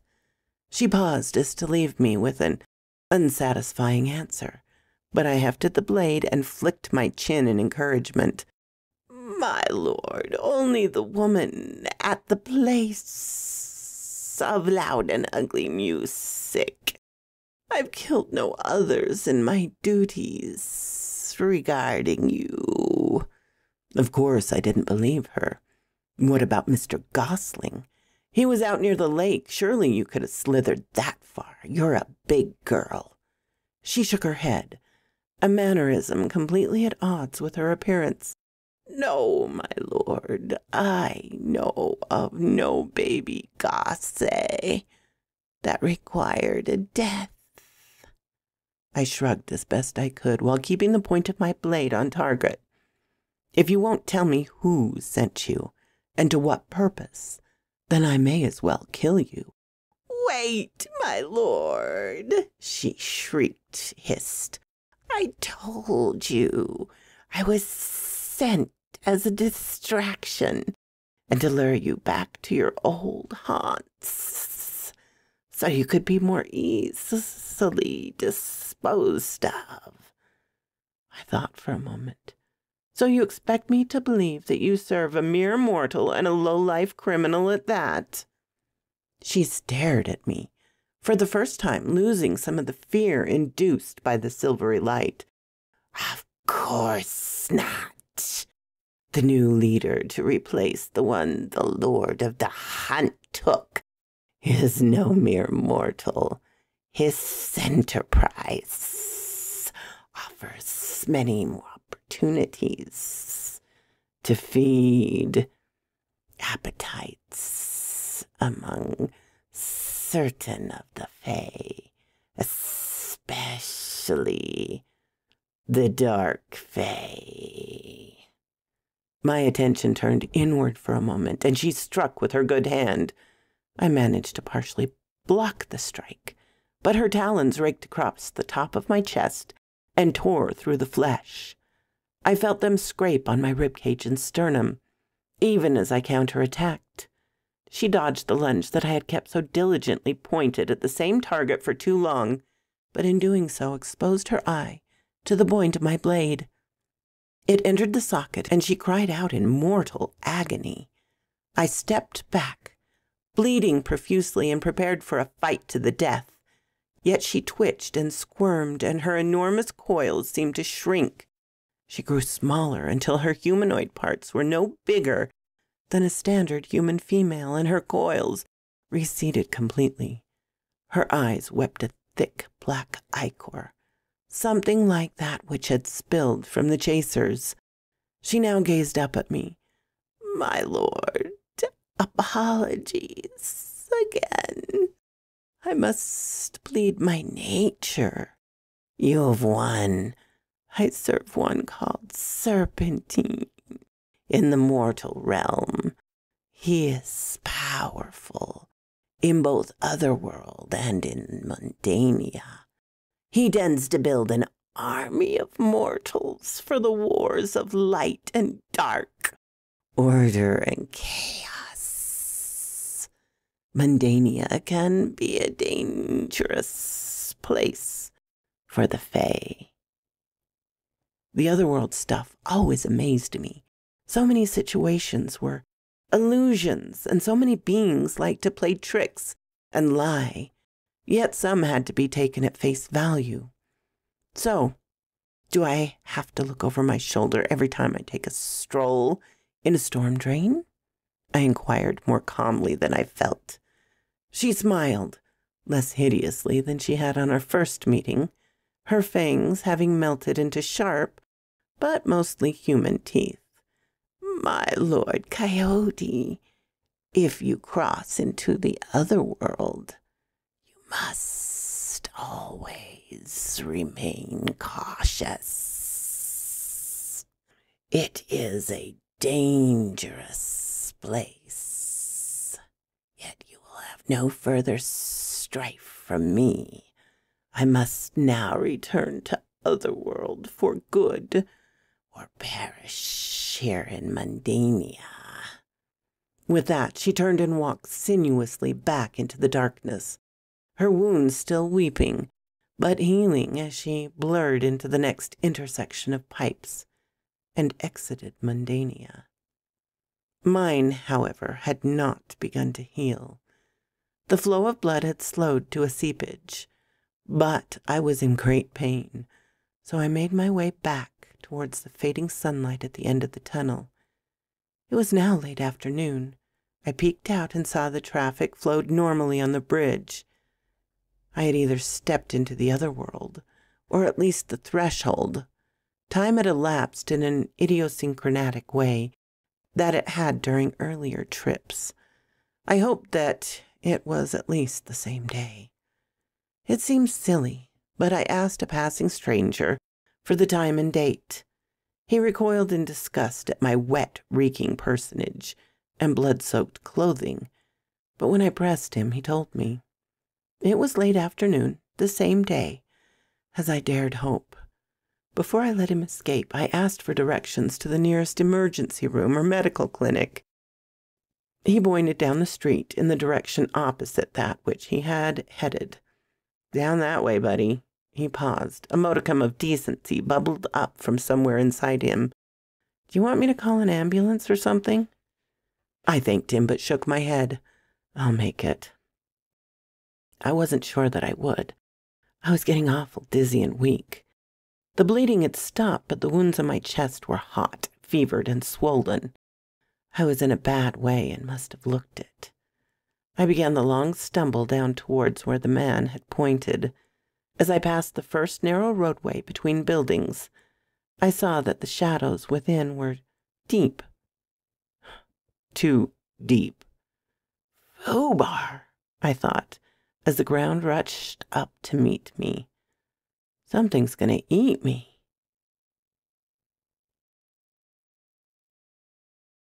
The Urban Fae, Banshee in the City, Finale. For the second time, I awakened in the presence of a big, dark, backlit man. My wounds felt better, almost healed. I was on another sofa in a different lobby.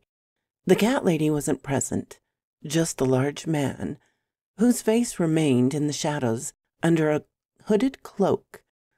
"I see you've awakened and had time to assess your surroundings and health," he rumbled. "Once the venom was removed, the wounds healed rapidly.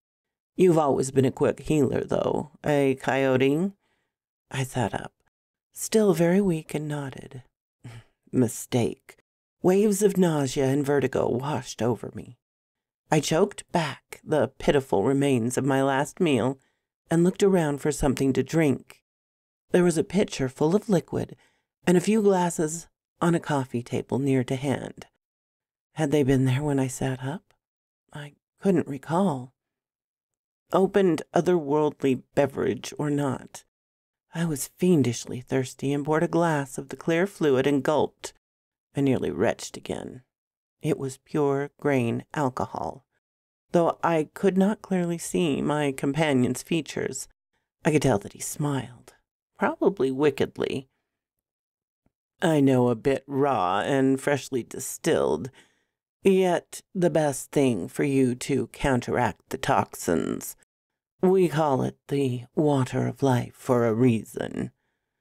Oddly, I felt ever so slightly better. At least the room had stopped spinning and my stomach had mostly stopped churning. I even managed to croak out a question. "How?" The figure steepled his hands in front of his face. "I have servants watching. You attract mayhem, so you are easy to track. It was foolish to attack the serpent woman. She was bigger and more dangerous than you. Yet you beat her, mostly. Her venom, teeth, and talons is deadly, even to the most hardy, but it is easily countered with the right treatment.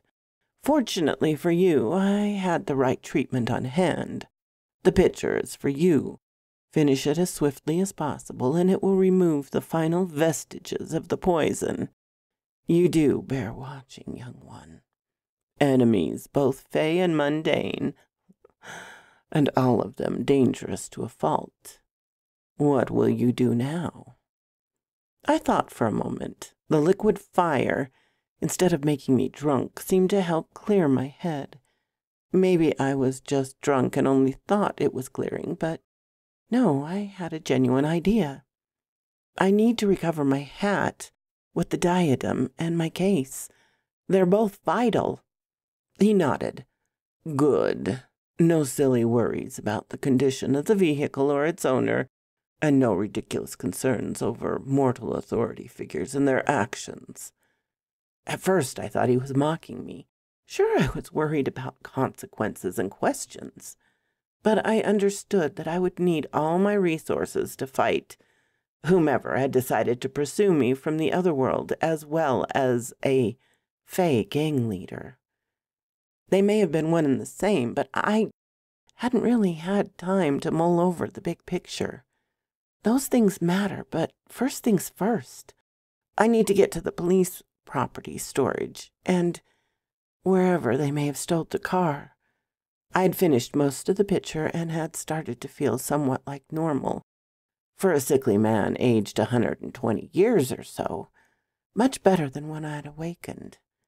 He turned one of his steepled hands towards me in a halting gesture and reached down beside his chair with the other.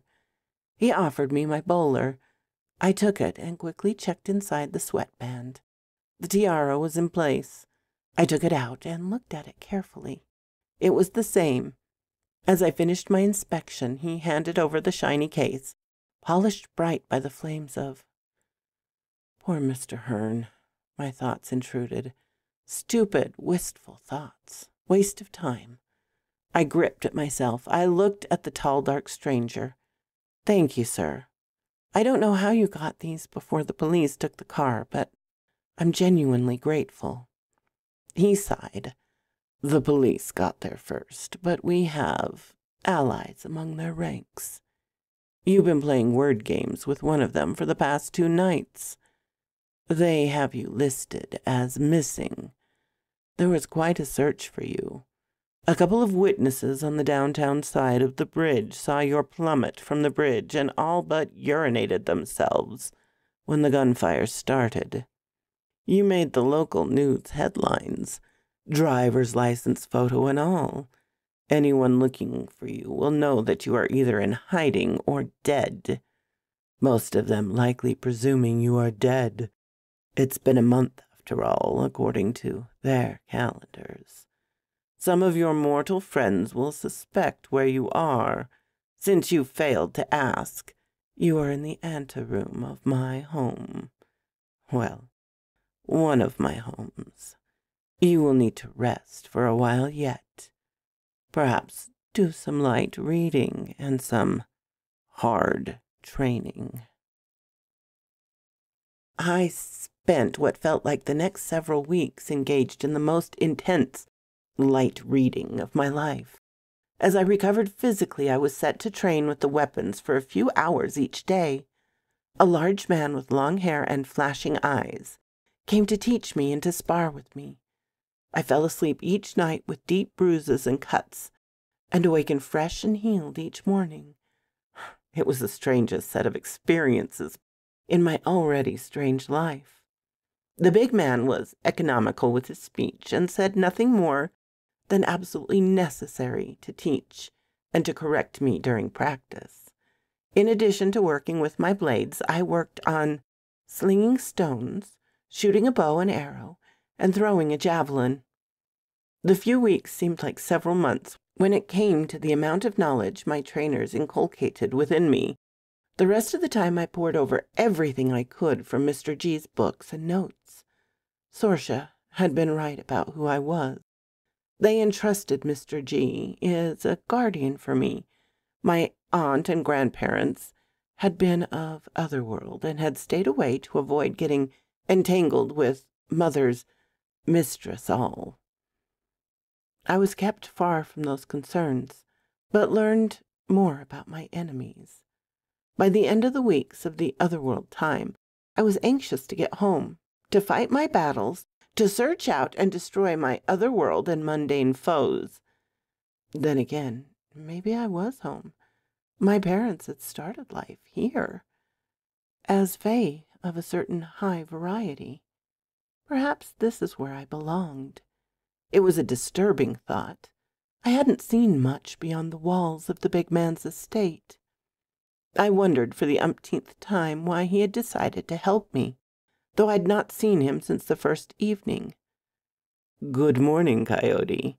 The now familiar basso rumble of my benefactor greeted me as I rose for training. "You are done with training for now. You learned fast, as is expected of our kind. Now it is time for you to return to Mundania. You may return here any time you like, but you will have to learn that skill on your own. You have learned how portals feel. So you should be able to sense them. You must, however, be careful of which ones you use. They don't all let out in welcoming places. You still have a journey to complete in Mundania, and, for good or ill, you are part of that realm as well as this one. Come, I'll send you to a familiar place." I looked down at my clothes.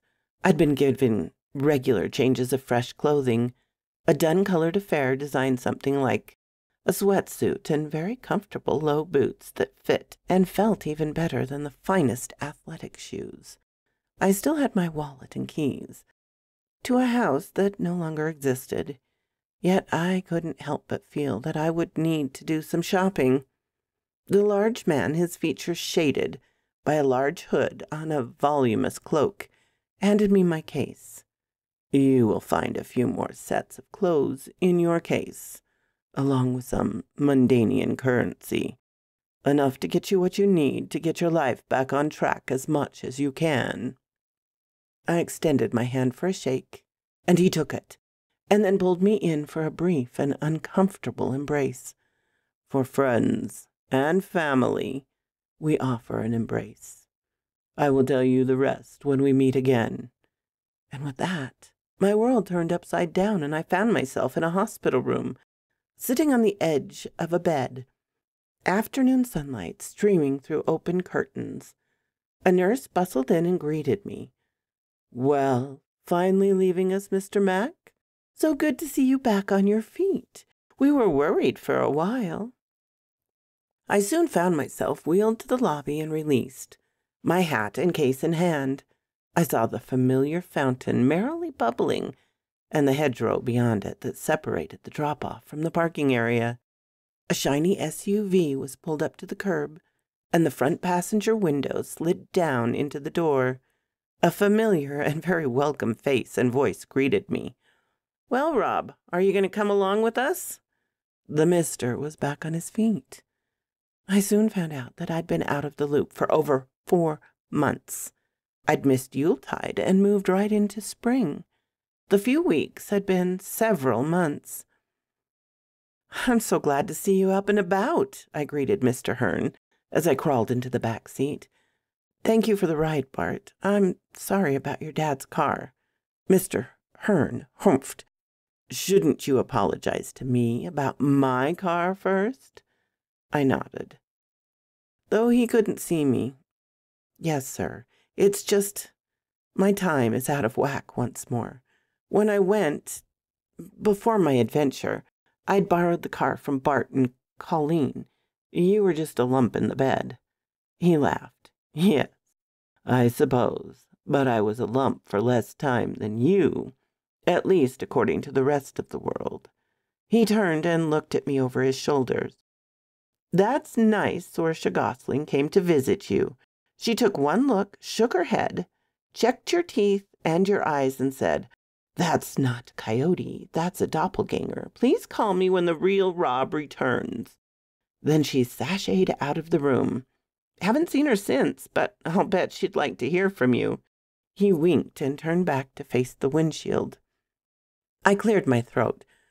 "Sir, I'm sorry about Miss Molly. I truly am.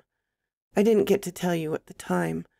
I've missed her service, but, well, I'm sorry. I brought all this doom and destruction into your home by my continued presence." He was silent for a moment, and Bart focused intently on his driving.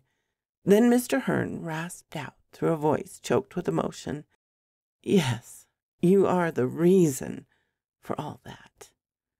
I felt like even more of a turd. "Still, it wasn't your fault. You were right to end the slave trader gangsters. There was no way you could have known that something worse would take their places. Things have deteriorated even more in your old urban haunts. People have gone missing.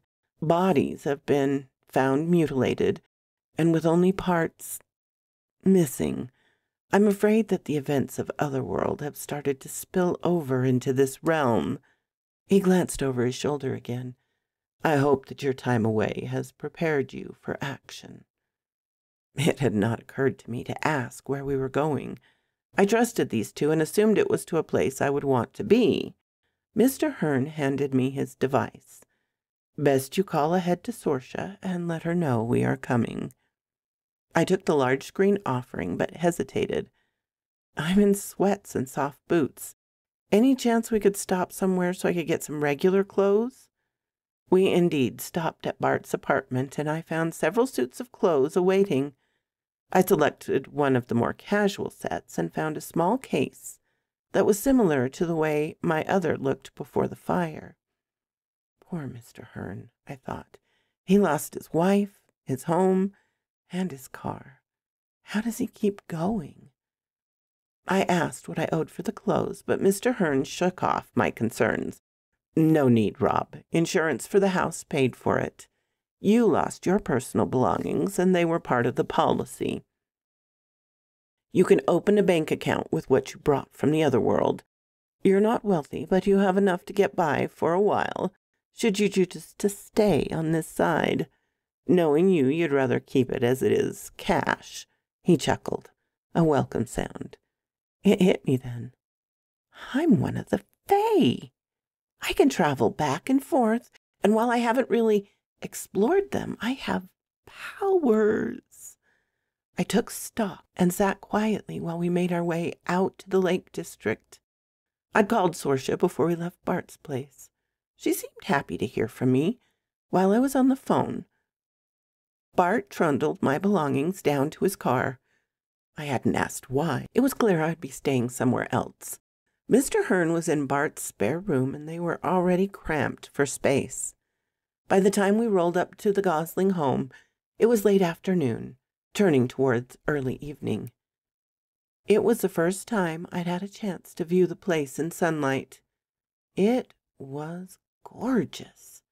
It was also strange, with gables and minarets, almost a Victorian dollhouse, but more ramshackle, less organized.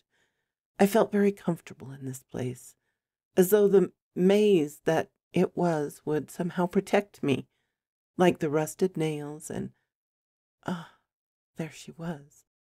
Suddenly I couldn't care less whether the home protected me or anyone else, so long as it kept her safe. Her smile lit the already bright driveway area, and instead of scrambling from the back seat, I floated, not like some fairy, just metaphorically. My feelings were stranger to me than anything I'd experienced in my already strange life. "Sorsha, so good to see you," I managed. I was not normally a physically awkward person, yet when those enormous eyes met mine, I was all elbows and knees. "Good afternoon, Rob. Glad to see you." She hesitated. "It is you this time." She walked up close and stared into my eyes. I grinned like an idiot. She took the opportunity to examine my teeth and sighed. "It's you." Then she threw her arms around me and squeezed with more strength than even her solid frame suggested. I was afraid you'd been permanently taken. I wasn't exactly a stranger to the embraces of women, girls mostly. I was only 18 after all. Yet this one was better than any of them, and I found myself holding her tightly in return, enjoying the feeling and the sweet smell of her hair. "I've been training," I said in a low tone. "The big dark man." About then I felt something brush hard against my knee and looked down to see Tom Tildrum looking up at me, his white chest patch gleaming in the sun like a spray of diamonds. Sorsha released me and I knelt in front of Tom. "Good afternoon, Your Majesty. I trust you've been well, and I thank you for the protection you offer at this home." I'd learned quite a bit from the books. The proper greeting was on par with what I had given to the Lord of the Hunt, who had many other names. Tom meowed at me and deliberately blinked, then walked away without a care, the way cats do. He was king of the cats, after all. Had to keep up appearances. "I see you finally learned some proper manners." Sorsha smiled down at me. I rose and we adjourned to the house. Mr. Hearn did not seem as spry as he had been. Probably the freshly healed wounds and missing spleen, I thought. We had tea, Mrs. G's specialty, and the others got me caught up on recent events in Mundania. Sorsha started. "Things have been quiet on our end." She paused to rap her knuckles on the solid wood table. A few odd lights and sounds, but only enough to scare regular mortals. I believe Tom may have faced down some beings, but nothing determined has come near. I followed local news reports from your old hood, though. No one wanted to say it, but there was a gangland war. Some big shots from out of the country had set up shop, and the undercurrents that are human trafficking and the flow of drugs and guns are more prevalent than ever. Mr. Herm chimed in. "I did some asking of my own. Your old pal with the topless joint has teamed up with a few other worthies to resist the new military-style leader. Used to be some junta down south. Calls himself Serpentine. His bunch are enforcers. made their money by hiring out to other illicit outfits. They look pretty freaky with all the facial tattoos, but they have discipline in their ranks. I've heard from some of my old neighbors that Molly and I were just the first victims. The problems are leaking over from the Badlands into what was left of the clean but low-income places. Bart shrugged. I have nothing to add. You can scan news sites to catch up on local, national, and world events. Oh, one thing.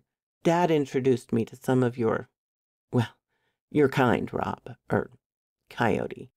You know how the hunt works. I will be the Hern for the district once Dad retires. He patted his father on the shoulders. I thought we were the only family with this responsibility, this connection.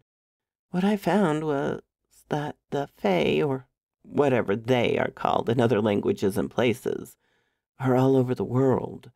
They go by many names, but, well, it's pretty much all the same. I've known since Dad first offered me the role, but it has gotten awful real lately. Miss Ellie had remained silent and simply listened, a little bemused.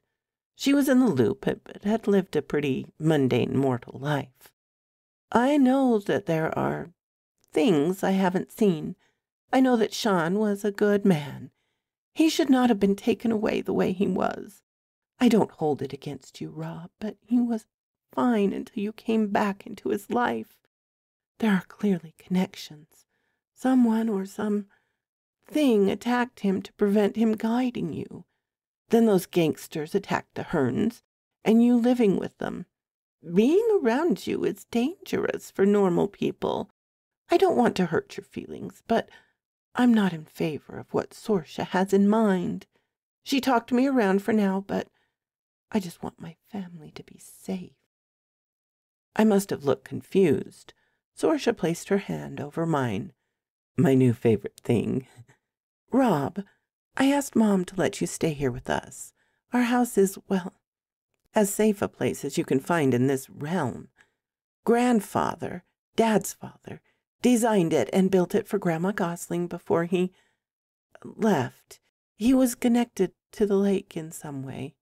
Anyhow, my brother Shane and sister Siobhan are out in the world, so you have your pick of their rooms. I looked up startled. Siobhan? I looked at Bart. The same one who was with your brother?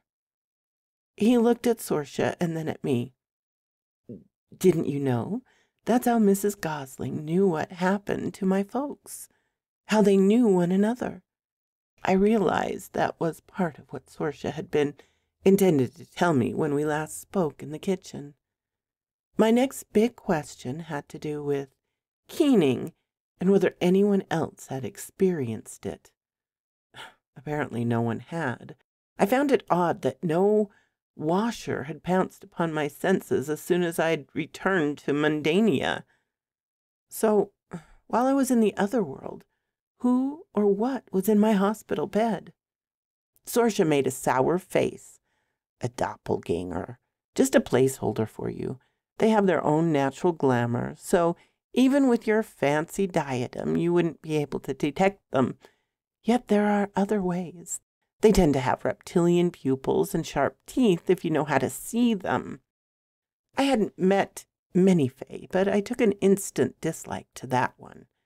At the time, I had no idea what happened to you, though. Mr. Hearn slid over a piece of paper. I'll give you my old car, but the police are still holding it for evidence, they say. Some hawked-faced lieutenant came by with snotty questions, but we had no answers. I think she or the others may be holding it out of spite. At you, Coyote. They really wanted to speak with you once you came out of your deep sleep. I think the gang wars have kept them busy. You should be free to roam for a while yet. We wrapped up with other tidbits that each party thought may be useful. Bart and Hearn left before it got too late.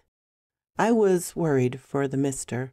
He looked worn and gray, and the grief that he had tried to hide showed through his demeanor, if not his word. Good night, Robbie, he winked. We have participated as far as we dare. Part of our role is to remain neutral.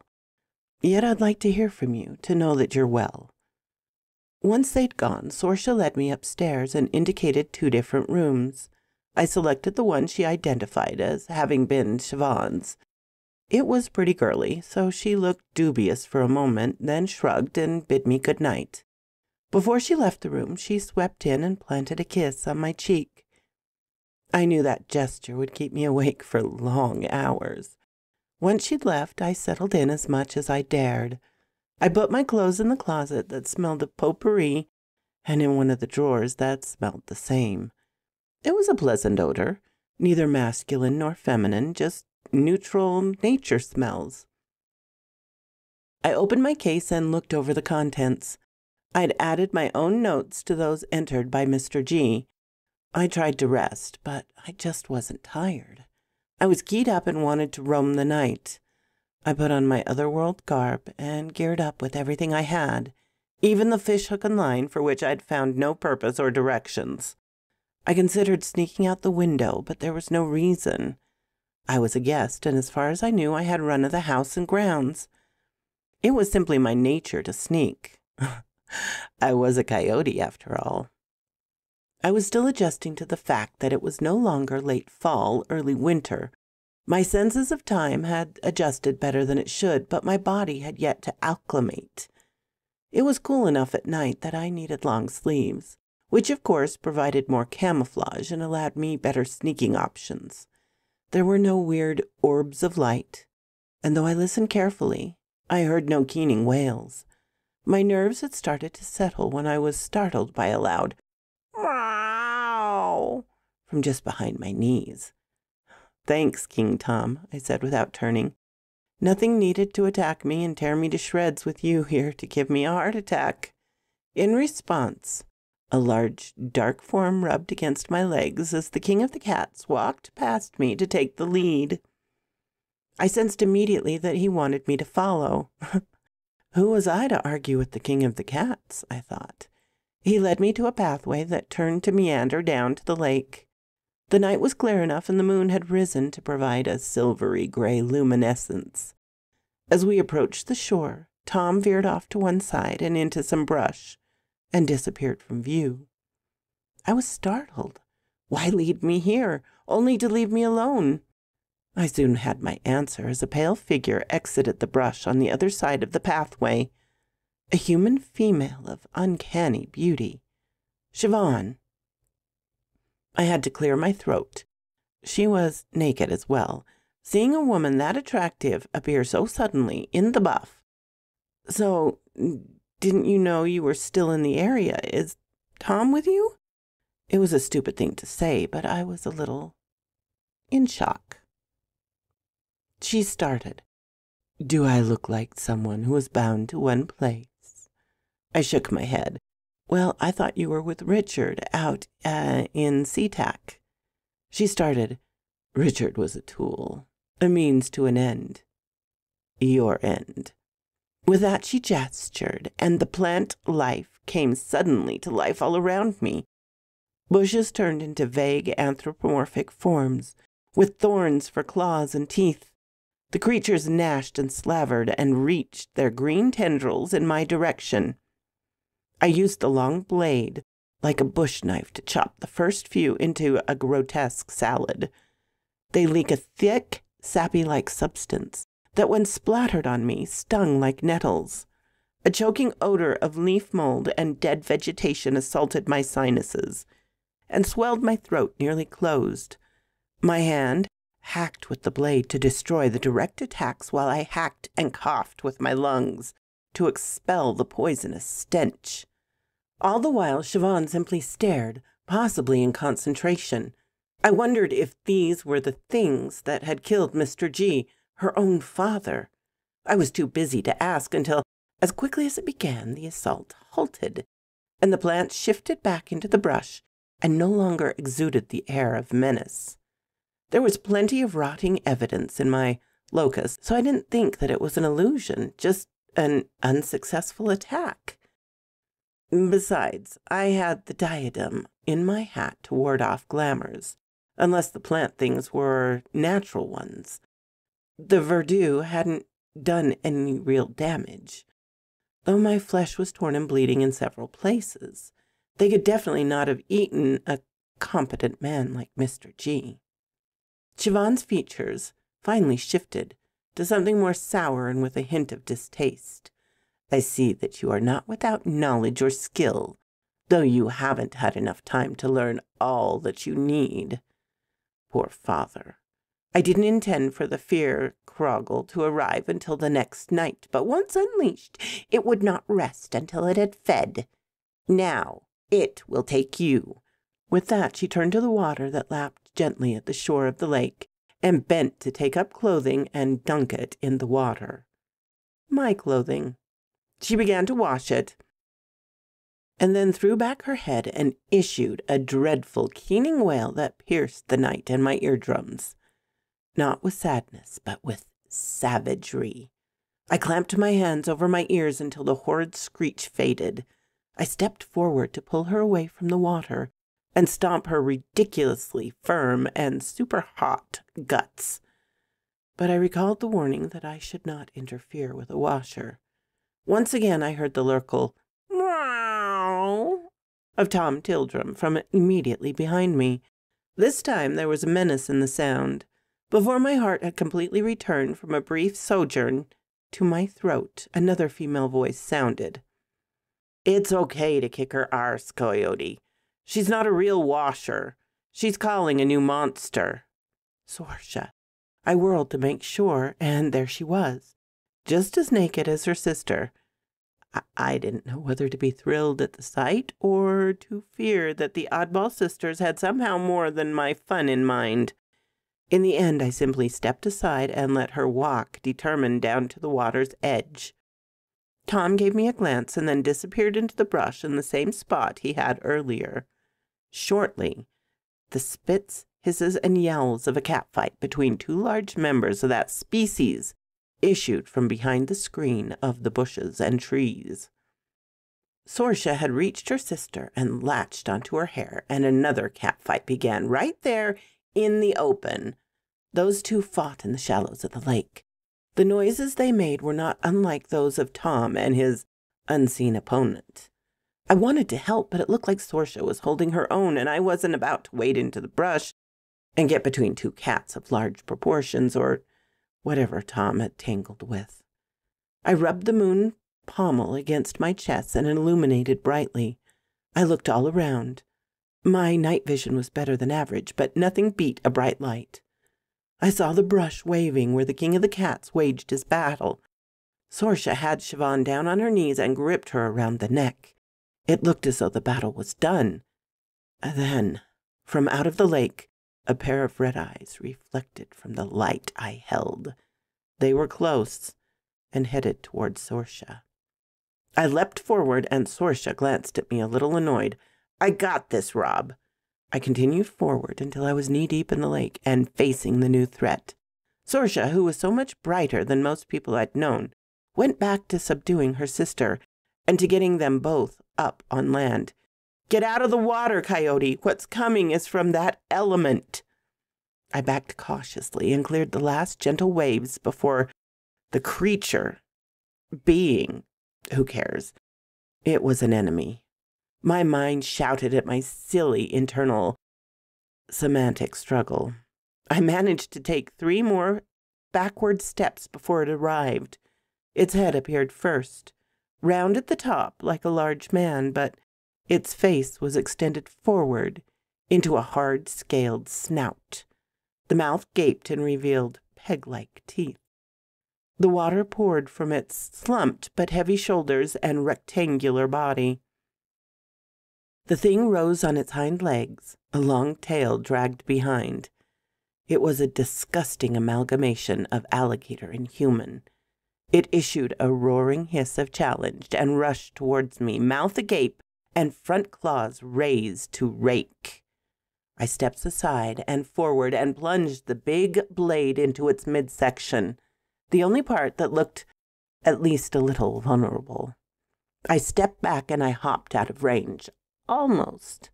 The monster grunted and hissed in pain, but still managed to draw her claws across the back of my shoulder. I hissed in turn, but continued my move and turned it into a kick that struck the site of the stab wound. The creature fell to all fours. It looked more like an alligator that way, only the limbs were too long and agile. I danced back around to place myself between the nightmare gator and where I'd last seen Sorsha. I would not let it get near her. The thing snapped its jaw angrily a few times, working up its rage to overcome the miseries in its gut. The pause gave me valuable seconds to evaluate where to strike on the armored surface that was now all I could see. I recall what had worked with the serpent chick and stepped in to strike it on the dome of the head with the pommel of the short sword. The impact rattled my hand and almost caused me to lose my grip. The gator thing rolled its snout and slammed it into my lower leg and nearly caused me to trip. After I'd stumbled around for a moment, I managed to tumble forward and roll back onto my feet. I whirled, prepared to fight once more. The creature simply stared hatred at me. I saw that the pool of blood that had spilled from its underside had spread. It now drooped onto its belly. I recalled the fishhook and line and pulled them from my pocket. I cast it out into the lake. I had recalled a theory that Mr. G had posted in his notes. The gator thing had started to heal and hissed angrily. It rose once more, still on all fours, but its limbs appeared to have regained some strength. It hunched its shoulders and began to rise once more onto its hind legs. Before it managed to get all the way up, a wave washed up around its legs, and an enormous form rose from the deep part of the lake. As the gator thing tried to turn and face the new threat, the great salmon gaped and gulped it whole, then rolled back into the depths. The waters calmed too quickly, so it must have exited the realm. The empty, gleaming hook lay at my feet, line still attached. I stuffed it back into my pocket. I had other fish to fry. The sound of the fight in the brush had concluded. A too large black cat backed out of the brush. It dragged another creature that was a mirror image, a pair of Tom Tildrums. I realized that there could only be one king, so one of them must be an impostor. But which? Either my magic hat wasn't working, or one of them possessed a natural glamour. It was a shapeshifter. Sorsha stood behind a kneeling Siobhan, whose auburn locks she clutched in her fist. The other hand she used to clutch her sister's chin. The hold was a death grip. Sorsha could break her sister's neck if she chose. Instead, she spoke to me. "You did right, Coyote. The Fear-Croggle is a fearsome beast, but one of low cunning rather than true intelligence." She tightened her grip on her sister's chin and ground out with deep vehemence. "They are harmless unless someone calls them. They can even be directed by blood scent. Perhaps with a bloodied shirt flitched from the hospital ER when they brought you there, Rob?" I was still in recovery mode. "Okay, but who is Tom holding?" Sorsha glanced over at the two combatants. "It is holding Tom." I know, I brag I'm not a dumbass, but it took me more than a split second or three to realize what she meant. In that moment, the figure had dragged out Tom's form and had started to grow. It stood and its color scheme changed from black with white patch to purple, with dark blue stripes and ears. It looked like a larger, younger version of Maksha, and very obviously a male version. It glared at me and glanced longingly at Siobhan. She hissed and sputtered, and the cat guy quieted. I stepped towards it, and it retreated. I was larger and armed more fiercely, though it watched as I knelt and put my hands on Tom's chest. It heaved, slowly, but he was alive and breathing for the moment. I felt around and found a few injuries, then stroked the fur at his neck and rose. "Looks like Tom will live. Who's your friend, Siobhan?" She glared and cut her eyes towards the other being. It blinked and looked pained, and then said, "You may call me Kotka." I am the familiar for Mistress Siobhan." I looked at Mistress Siobhan. "So what's the story?"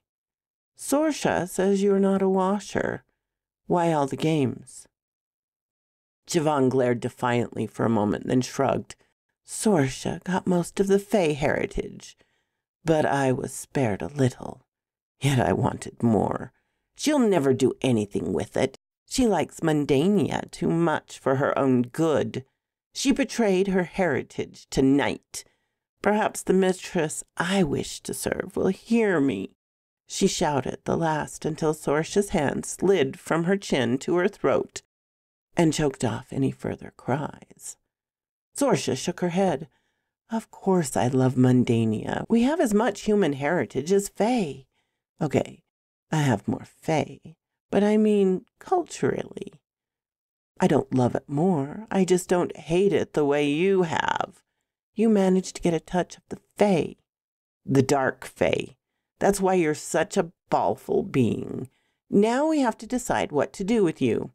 I'd prefer to break your neck, but I don't wish to invoke the Kinslayer curse." She looked over at me. "We cannot have a witch trying to harm us, Coyote. For one thing, you have enough enemies." I stared at this sweet young woman to whom I'd been so attracted. Now she stood, feet apart, hands in a position to kill her own sister. Her hair was wet and tangled and her body smeared with mud. She was bloodied and fierce but triumphant, and I realized at that moment that I genuinely loved her. The first being gulp. Well, my mind flashed back to those old cartoons Dad had liked, and a little buzzard tucking its head into its mother's wings and declaring, "Nope, nope, nope, nope, nope, I don't wanna," in embarrassment and cowardice. I needed to be strong for my intended. Oaths are more binding on the Fae than on mortals. Perhaps if she swore one that was sufficiently compulsory? Sorsha yanked her sister's hair and pulled her head back to what must have been a very painful position. "How about it, sis? Will you swear an oath to step aside from this conflict? I'd never asked you to set aside your ambitions entirely. You would fail in that endeavor. But you will swear to avoid harming or causing others to harm Coyote, me, or any of his other allies, including Tom Tildrum if he survives." Siobhan rolled her eyes up to meet her sister's and gritted out, "If I don't." Sorsha gave her a terrible grimace. "Then I'll break your stupid neck and risk the curse. First, Coyote will slice off Kotka's ugly head so that you can feel the agony of losing your familiar. Perhaps we should break that bond anyway. He's not related to us, and I don't like what he did to Tom, and probably to old Tim." I took the cue and raised my weapon to threaten the cat dude. He cringed back and looked around for a place to flee. Siobhan ground out, "I'll swear the oath. Then you'll let us go?" I grit my own teeth. "No, you'll swear the oath, explain some things, and then you may go." "Done," she spat. Sorsha relaxed her grip and allowed her sister to turn around, but kept her on her knees, while she swore the oath to Sorsha. I once more checked on Tom. He'd come to and was looked around puzzled. "Anything I can do to help, Your Majesty?" I asked with sincere interest. He had fought on my behalf, and I wanted to ensure that he lived. He gave me the, "yeah, right, like a silly 2 legs could help a cat" look. I knew then that he'd recover. I turned around in time to receive my own oath from Siobhan and Kortka. After the last of the binding words left her lips, she pulled her hands from between mine and rose. She started to turn, but I cleared my throat. "You weren't going to leave without fulfilling the rest of our agreement, were you?" She looked at her sister and then me. "Ask your stupid questions." "So, what's your game? What did you hope to accomplish by attacking me?" I thought that was the obvious lead. She shrugged. You are out of favor with the queen I wish to serve. Many another world believes that your time as a feral fae here in Mundania has tainted you, affected your heritage. That you have become one of the savages of this realm. Plus, I feared that should you reconnect with my father or meet my sister, she spared a glare for Sorsha, you would learn just enough to be a threat. She admitted to having employed the chasers, but denied having set the serpent woman on me and any involvement with the incidents with the Hern. Her interest in Richard had been real until she realized that he would not inherit the mantle of the Hern. She left him to go west broken-hearted, then fled home to pursue her other schemes. I didn't care about anything else, and neither Sorsha nor I wanted to spend more time than necessary with the witch, so we sent the nasty creatures on their way. I really dreaded Thanksgiving this coming year. I asked Tom if he'd like me to carry him up to the house so Sorsha could treat him. He gave me an indignant look, lifted his tail, and limped up the trail ahead of us, displaying his balloon knot in that disrespectful way that cats do. Guess he'll be fine, I said to Sorsha, as we walked hand in hand up the trail. I looked down at her bare feet, but she seemed comfortable enough walking on the ground, so I said nothing rather than risk insulting her. She nodded and remained quiet for a moment. Then she halted so that we came to a halt facing one another in close proximity. Rob, you didn't ask about the Banshee, the washers. I shrugged. Well, I figure it was her posing as a washer trying to get me into trouble. Sorsha shook her head. It was your Aunt Tabitha. She tried to warn you of danger. The fear craggle, the bridge troll, the serpent woman. When you went looking for your bike, the serpentine when he attacked the Hern's home. I'm not a washer, so I wasn't allowed to do more at the time, but your aunt, who is, felt guilty for not caring for you the way she should have. There are consequences for posing as a washer. Kotka and his mistress will soon learn that. It was the Catman who posed as me with a glamour and forget-me charm on Mom. Then he posed as me at the hospital fountain because Siobhan knew that you were mine. We still have enemies to face. This is just the opening gambit, but I believe we will prevail. I absorbed the information while trying to avoid getting lost in or distracted by the exceptional beauty who stood in all her glory in such close proximity to me. So, what do you mean by we? I'm the one everybody, mortal or otherwise, hates. She smiled, and I lost my struggle. She slipped her arms around my neck. Not all of them hate you. Mostly they fear you. As for we, she pulled me to her, and I lost all sense of time for a while. When we parted, slightly, she added, we are one. We are fated to be together, so we will fight together. It was the happiest moment of my life before that ambulance wail, so like the keening of the banshee, sounded the death knell for my folks.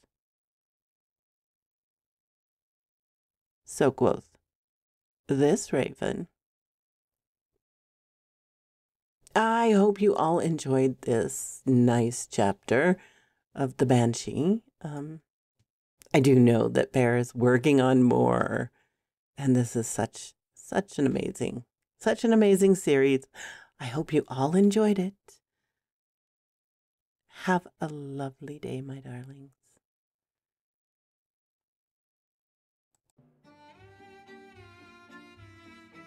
Thank you so kindly for stopping by my chateau, my darlings. It does mean so much to me. Please, if you have not subscribed, as many of you have not, please do so. Give me a like so I know what you would like to hear. And comment. I always love to read your comments. And special thanks to my Patreon and membership supporters. Ciao, darlings.